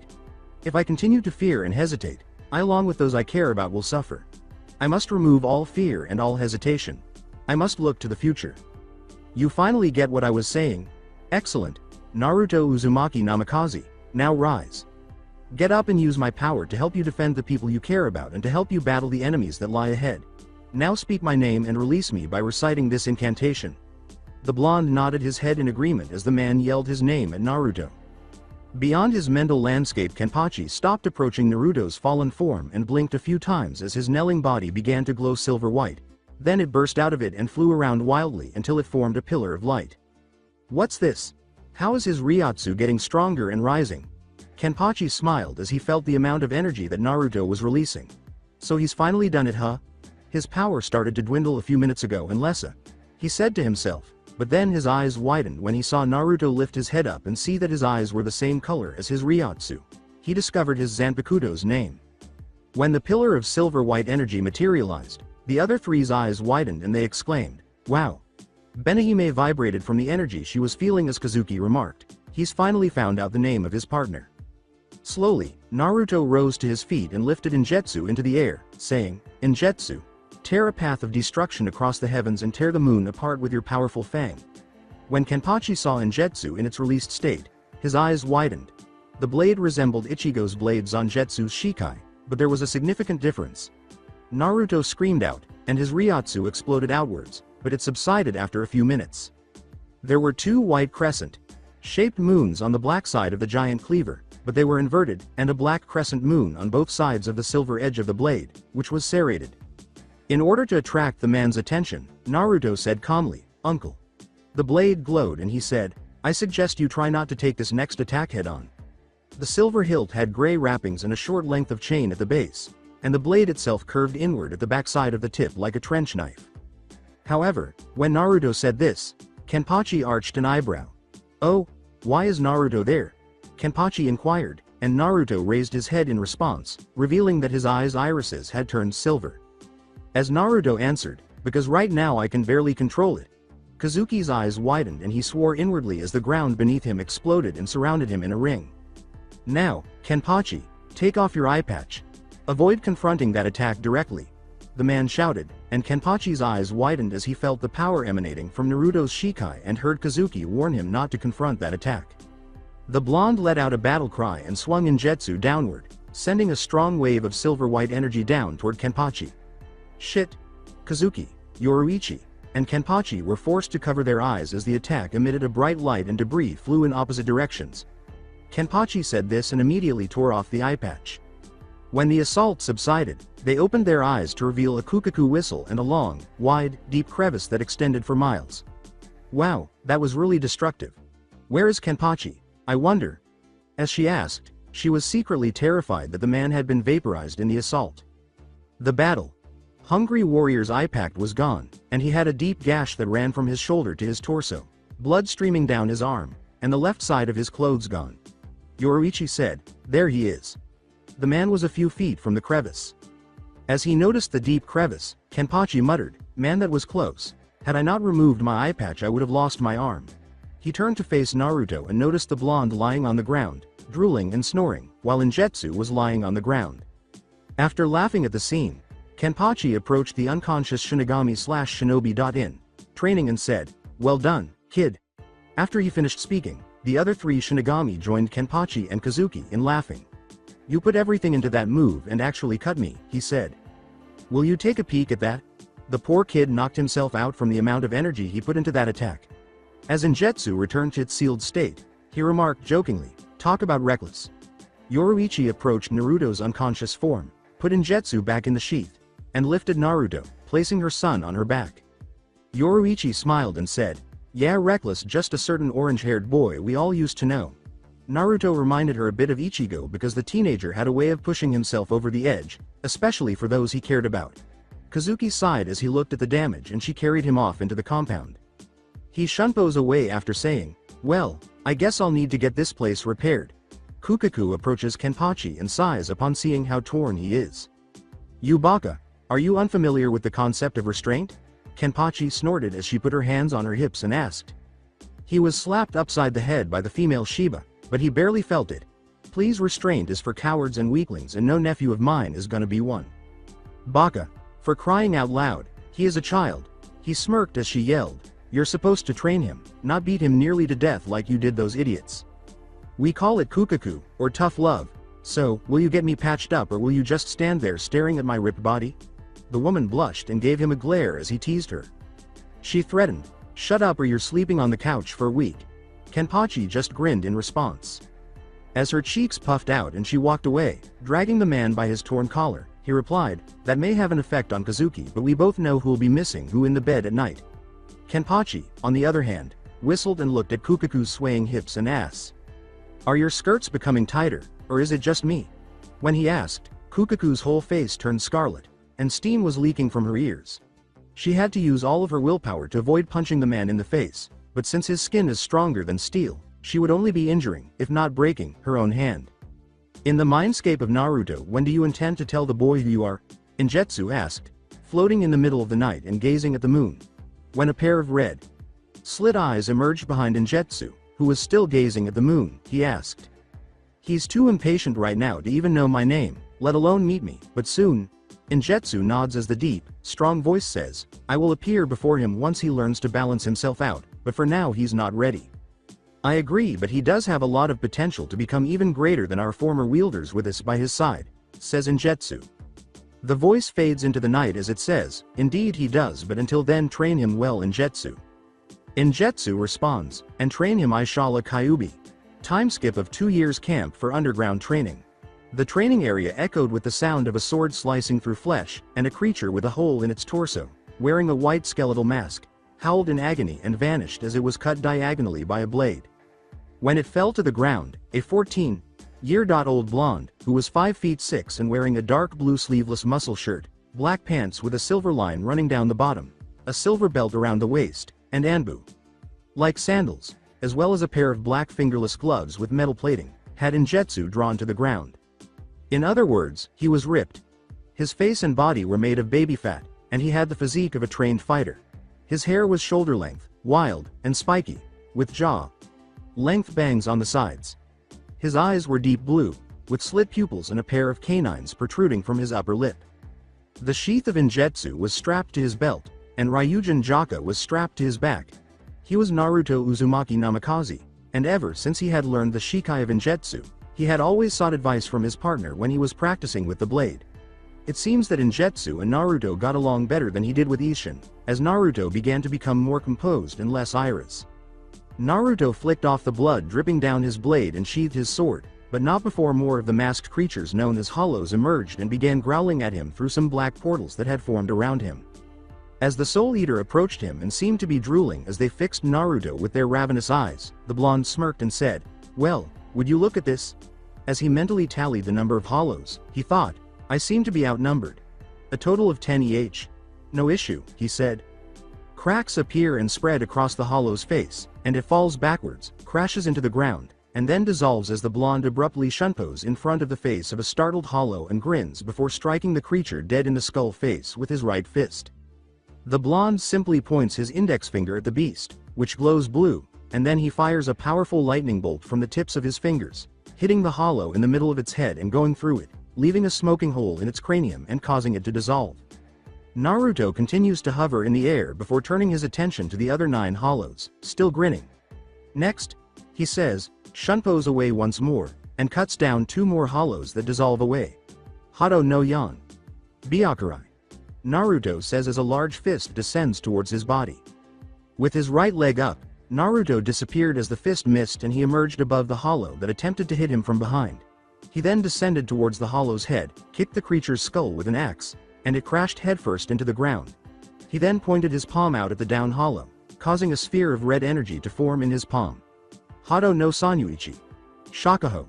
He fired the crimson energy at the down Hollow, causing an explosion. Putting his left hand on the sheath of Injetsu, he uses his thumb to push the guard up a little before vanishing behind the remaining Hollows with his sword half drawn and slowly sheathing it again. Blood shoots out from the Hollows' bodies in all directions, and they all fall to pieces before dissolving. Naruto slowly lands back on the ground and brushes his hair back. "TCH, this is boring," he said, focusing on the remaining 4.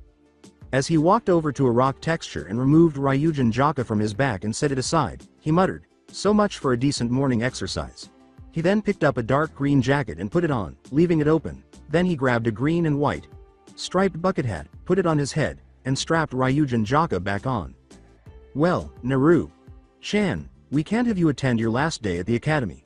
Naruto turns to see his mother sitting on a tree branch and grinning after hearing a voice behind him say this. With a sigh, Naruto says, "When will you go shopping and call me that, Ka-san?" Said Shunpo expert hops off the branch and lands on the ground with a Cheshire cat grin on her face. Naruto moaned because he thought the name was embarrassing and bothersome, especially when she said it in front of Hinata, Makoto, and Yakumo. The blonde moaned as she said, "Once you graduate, mister, you're going to be Rookie of the Year. After that, you must go to the academy to pick up your headband. Soon, we'll be there to welcome you." As Naruto laughed and Shunpos left the training camp, Yoruichi muttered, "Once I can get that crazy inventor out of that damn lab." The academy. As the blonde entered the hallways to go to his homeroom, Injetsu said, "I don't see why you continue to bring us to your classes, Naruto." "I have to concur with Injetsu Gaki. Why send us to this dreadful place where your teacher spends the entire day discussing dull lectures? Not to mention that obnoxious Uchiha who is always asking where you got us," asked Ryujin Jaka. Although Naruto was not yet aware of his second Zanpakuto's name, it still provided him with wise counsel and showed him how to do things correctly and strengthen his weak areas. "Now, stop acting that way, you two. Since you are both a part of my inner self, you are both my Zanpakuto, which means that we are bonded for life." The two of you chuckle as Naruto responds, "That and I like using you two to intimidate some of the idiots in the academy and village." Naruto locates his homeroom door and opens it, only to be glomped by a black blur who just so happens to be Makoto Uchiha. Now 5 feet 2, she wore a black sleeveless tank top that hugged her body, toned like a kunoichi's from training so much, a dark gray skirt with biker shorts underneath, black sandals, and black gloves. Her hair was tied in a high ponytail, and 2 bangs fell down over the sides of her face.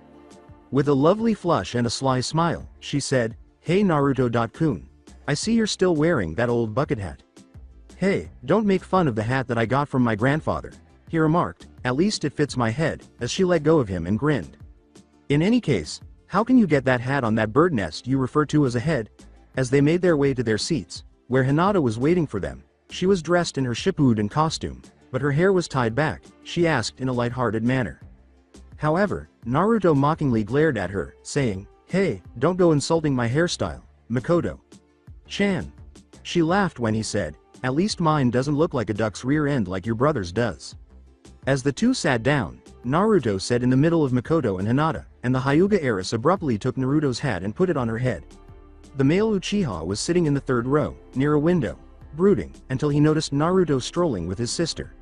He sneered at the blonde, but Naruto simply ignored him, which infuriated Sasuke even more. When she did that, Naruto blinked in surprise and whimpered, "Hey Hinata-chan, get your own hat," she giggled. While the blonde rolled his eyes, she remarked, "But I like this hat Naruto-kun." This was a habit he had developed during their time at the academy, where Hinata would typically take his hat and wear it until they had breaks or until classes started. Hanabi also picked up this habit because, whenever Naruto visited Hinata at the Hyuga estate, his hat would always fall off his head and land on his, and the blonde would always wonder how someone so small could get her hands on his hat so quickly and he wouldn't notice, which was shocking for him because his senses were superior to those of an Inuzuka. To get the girl's attention, Naruto says, "Say Hinata." He is still wondering how she did it. "Yes," she inquired. "Why does your Imouto get her hands on my hat without my knowledge?" While the heiress blinked a few times and considered it for a few minutes before frowning, he asked. To tell the truth, while Naruto sighs, she rubs the back of her head and says, "I don't know." Ready to graduate and leave this hell on earth we call an academy, all three of you? They nodded and giggled as he asked in a humorous manner. A voice next to Hinata, who was actually Yakumo Kurama, said, "Hopefully we won't have to listen to any more of Iruka Sensei's hour-long lectures." With golden brown eyes and light brown hair that stopped at her waist, she wore a red battle kunoichi outfit with a mesh shirt underneath, black sandals, and black skin-tight shorts. A purple obi sash held the ensemble together. One of the bangs on the side of her head was braided and adorned with a red flower. "Hi, Yakumo-chan." The girl's eye waved back with a smile when Naruto greeted her. His shoulders drooped as she remarked, "I see Naruto-kun still wearing that old hat. Why do people always have something to say about my hat? Is it really that ugly?" As the three of them giggled, he muttered to himself. The white-haired Chunin had a look of rage and hatred in his eyes, especially when he looked at Naruto, Iruka and his assistant Mizuki said as they entered the classroom. Naruto saw this and narrowed his eyes dangerously at the Chunin, unleashing a small burst of ki on the man who flinched but straightened his posture when it subsided. Who does that Teme believe he is attempting to threaten? Naruto thought. My uncle's gaze makes him look like a newborn kitten. He knew Mizuki was one of the Kyuubi haters, but he never attempted to ruin the blonde's academic career out of fear that the new Hokage and his family would crush the inconsequential man if he did. Naruto thought, but I better keep an eye on this guy. He looks like he's up to something. His mother had taught him human psychology and how to read people's emotions, body language, and actions, and Mizuki appeared to be eager to devour Naruto. Like he could. Ignoring other students' tests wearing her new leaf headband, Makoto was the last person to leave the exam room. She smiled as she made her way back to her seat. She grinned at Naruto's compliment, "Wow, you got your headband. Congratulations, Makoto-chan." "Thanks though the test was easy in my opinion," she replied. Scarred Chunin said, "Naruto Uzumaki, you're next." Naruto nods and rises from his chair, but not before taking off his hat, putting it on Hinata's head, and heading downstairs to the test room. Naruto speaks up after Iruka tells him to use the clone jutsu after instructing him to use the henge and kawarimi while they are in the same room. Naruto asked the Chunin, who blinked a few times, "Hey sensei, does it have to be a regular bunshin or can it be the different variations?" The blonde nods and performs a crisscross seal as Iruka says, "I don't see why not since the rules don't state what type of clone you need to create in order to pass, so go ahead Naruto." In a puff of smoke, 7 solid clones of Naruto materialized behind him, leaving the two Chunin stunned and perplexed. "Okay then Kage Bunshin no Jutsu, shadow clone technique," he said. How? The Kage Bunshin is a forbidden clone jutsu. How did you do that and not feel any fatigue? Naruto replied. Simple sensei. The regular Bunshin required excellent chakra control and due to my unnatural high-level reserves, I can't perform the technique properly, so my godfather taught me the Kage Bunshin technique, though I can use 2 more variations of said technique, but I didn't have the required elements on the room. Naruto clarified. Iruka pulled out a black case and opened it to reveal a black leaf headband with a metal plate that had the leaf and the kanji fire engraved on it. I see. Well then congratulations Naruto, you pass, and since you were the Rookie of the Year you get the Rookie of the Year headband that only a select few ninja in the academy have ever received. Naruto says, "Thanks Iruka. Sensei." The man nods and smiles. In contrast to the majority of the village, he did not view Naruto as the fox, even though he detested Kyuubi for stealing his parents. However, Mizuki was furious that the boy had passed and understood that he would need to find another person to assist him in his small scheme. Everyone gasped when they saw Naruto wearing the Rookie of the Year headband as he walked out of the exam room grinning. While Hinata, Yakumo, and Mikoto congratulated Naruto, Sasuke was furious that no one in the clan had what was rightfully his. He glared at the blonde with all the hatred he could muster. Following graduation, Naruto and his friends went out to meet their parents, who were all excited to see their sons and daughters grow up to be the Leaf's future. The four of them were grinning, including Naruto's adopted family, who were certain that the blonde would pass the graduation exam. Just as Naruto was about to approach them, a smiling Kukaku suddenly put him in a one-armed headlock, took off his hat, and began to noogie him. As the blonde moaned inwardly and turned to look at Yoruichi, Kenpachi, and Kazuki for support, they snickered and said, "Way to go, Mr. Rookie of the Year, I'm so proud of you." Together with Kukaku, Kenpachi grinned maniacally and said, "And now that you're officially an adult, you can do things adults can do, like getting hammered until you pass out." Kazuki and Yoruichi were sweating profusely. Kukaku turned scarlet as Naruto said, "That's fun and all you guys, but I think I'll pass on that since you two are more than capable of getting hammered for all five of us, especially after what happened the last time you two got dead drunk." Kenpachi grinned like a shark. He put an arm around the scarlet woman, who now had steam coming out of her ears, and said, "Oh, I'll never forget that day. That was the best sake party I've had in a long time, especially when it was over and your aunt showed me a side of her I'll never forget." The female Shiba was glowing red as Kenpachi laughed aloud. Naruto said, "Thank you. Kami Pops taught me how to create sound barriers around my room." He mentioned something about Oba-san here crying out to the heavens all night and Uncle Kenpachi being a monster in bed. Kazuki laughs and raises his hat in recognition of Hinata's parents congratulating her and Hanabi practically jumping around her sister, telling her how fortunate she was to be a ninja. As their mother congratulated Mikoto and Sasuke, Itachi was ruffling his younger sister's hair, much to the girl's chagrin. Sasuke frowned as he took another look at Naruto and his family. When Itachi realizes this, he sighs to himself, wondering why Sasuke is unable to let go and stop making fun of the young blonde. Mizuki then went up to the four and said something. The Chunin asked, "Excuse me, Mikoto Sama, may I please borrow your youngest son for a few seconds?" Mikoto nods and blinks briefly. Despite being perplexed as well, Sasuke shrugs and follows the man to a corner. Sasuke asked the white-haired Chunin, who smirked, "So what do you want?" Mizuki asked the boy, who raised an eyebrow and had an interested expression on his face, "Just wanted to know if you were interested doing a special test that would improve your clan's reputation more, as well as proving to the Uzumaki kid that you're better than him despite his status as Rookie of the Year?" The Uchiha inquired, "What kind of test?" and Mizuki's smile expanded. Sasuke nods, wanting more than anything to put the blonde freak in his place, which was beneath his foot. "Oh, just a test only the elite get to handle. Elites like yourself, but before I get to that, would you like to know a secret about Naruto over there and why some of the people in the village don't seem to like him?" he said. As Hinata and Naruto's families were currently conversing, Hinata simply stood there and listened. Naruto then turned to face Mizuki, who was speaking to Sasuke, and noticed that the blonde's eyes had widened, then narrowed, and glared at him from the corner of his eye. Mizuki was also grinning as if he had won the lottery. Sasuke nods, shakes Mizuki's head, and grins back at him. Naruto was now curious about the two's plans. At Kukaku's shout, "Hey Naruto, come on, we're gonna go celebrate at the house with Sake." Naruto sighs and returns to his parents' house. At night grinning, Sasuke Uchiha was making his way into the forest. "Why are you asking?" Because he was able to enter the Hokage tower covertly and take the Forbidden Scroll, which contained strong and hazardous techniques, without anyone noticing. "Once I get this scroll to Mizuki and get the jutsu in it, my clan's reputation will go beyond even the Yondaimes and prove that I'm better than that freak who calls himself human," the lunatic replied. Sasuke paused and glanced around until Naruto emerged in front of the Uchiha, who had folded his arms, after hearing a familiar voice ask, "Is that so? You must be very brave or very stupid to steal one of the most treasured possessions in the village, Sasuke." Sasuke puts the scroll down and frowns. Since he wasn't going to let some orphan stop him from achieving greatness, he said, "Get out of my way, demon.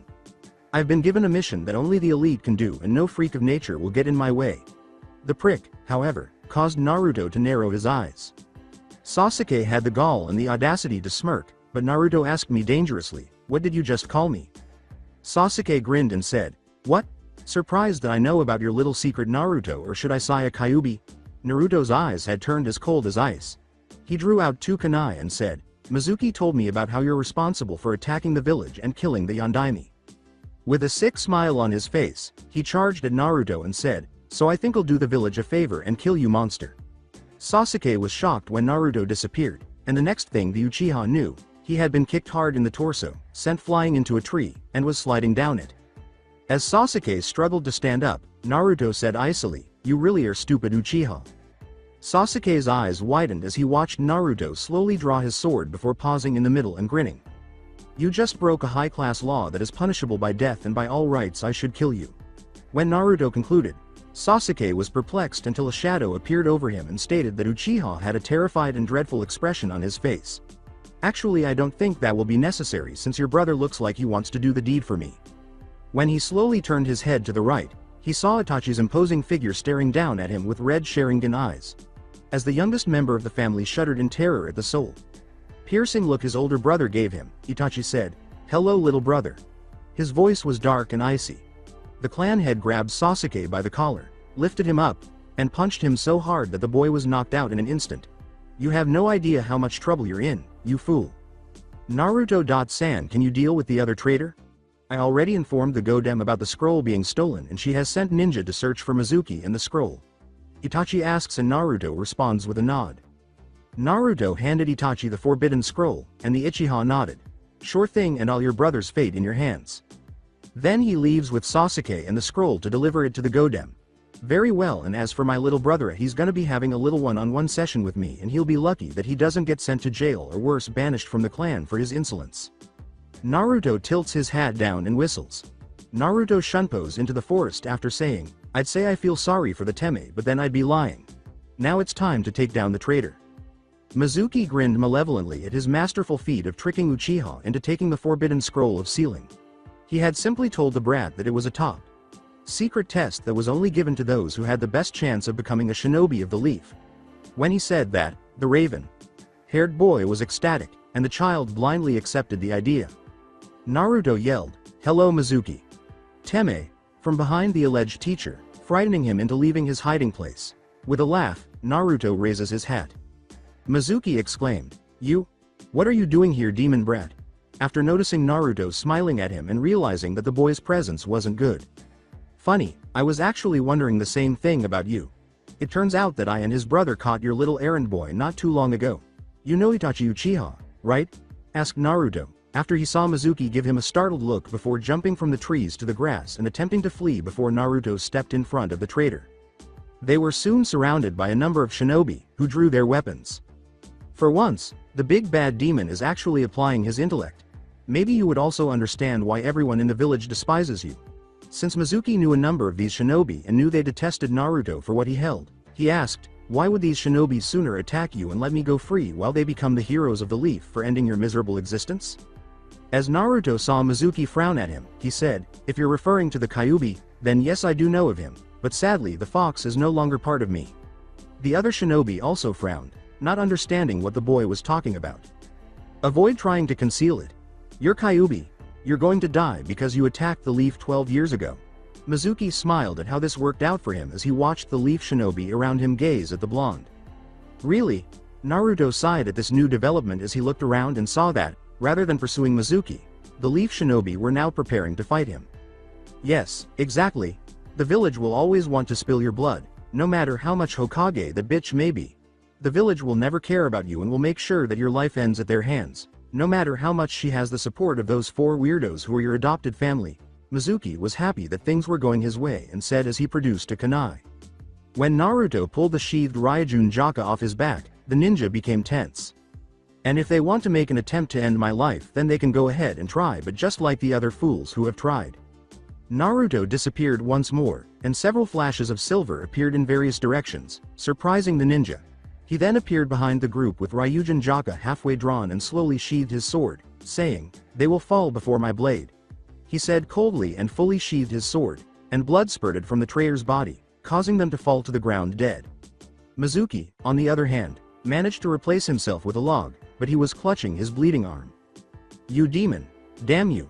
If it's my last act, I'll kill you." His eyes turned yellow with black patches around them. His chunin vest and shirt began to stretch before tearing apart, along with his sandals and torn pants. He said this as he took out a capsule containing a purple substance and drank it up. He then fell on all fours and his body began to change, growing and turning gray as rows of gagged, like teeth formed in his mouth. Now that he was large, heavy, and gray, Mizuki was drooling as he gazed down at Naruto, his eyes full of hunger. In case you were wondering, Mizuki is the same height as Yami from Bleach. "So, demon, what are your thoughts?" While Naruto merely stares at him, the now demonic Mizuki declares, "This is the form I'll use to kill you and remove your taint from the world." He remarked, "You look like something from a horror movie." Mizuki growled and lifted his enormous arm in response. "Die, demon."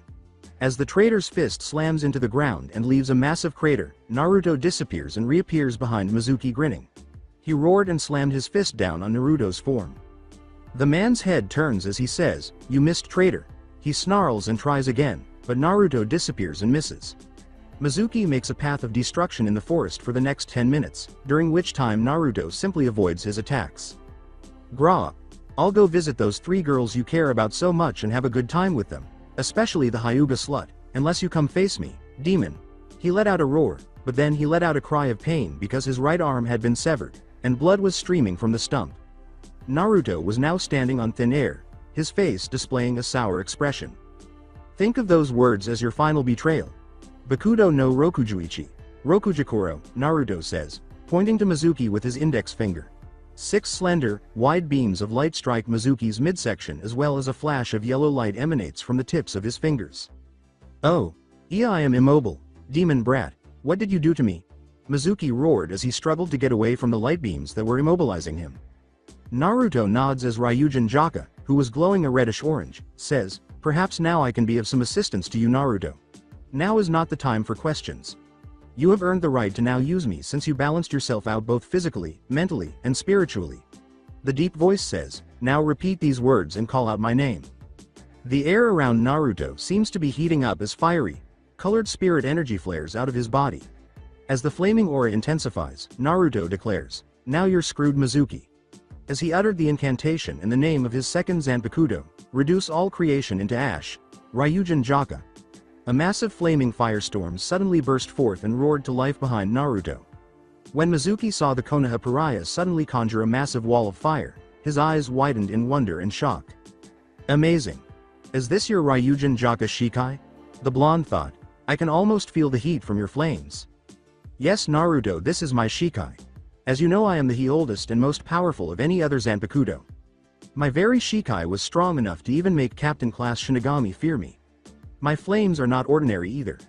The heat alone is powerful enough to scorch even the heavens and incinerate all in its path," he clarified as Naruto's eyes widened. As he concludes, Naruto's eyes widened even more as he gazed at the blade covered in flames. "Do not worry though. My flames will only harm those that are your targets and will protect those whom you cherish. Now then, incinerate this vile creature and give him a reason why your will of fire is so strong, my former vessel." All he could say was, "Kyubi," as he heard Mizuki roar and flail about like a crazed dog. Mizuki's eyes widened in shock and disbelief as he swung the blade downward and said, "Oh, I forgot about you, Mizuki. Teme. Now then, I hope you like hell because that's gonna be your permanent vacation spot."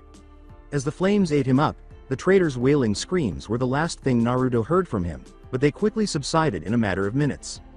The flames surround Naruto as he lands on the ground, and they return to the blade and go out as he sheaths his weapon. Naruto grins slightly as he surveys the forest and notices that it has some char on it. After saying, "I guess I need to work on my control a little more," he left to tell his godmother about the traitor's passing. So that's it for today. I hope you guys enjoyed it. Don't forget to like, share and subscribe to the channel for more awesome stories like this. Thank you. See you all in my next video.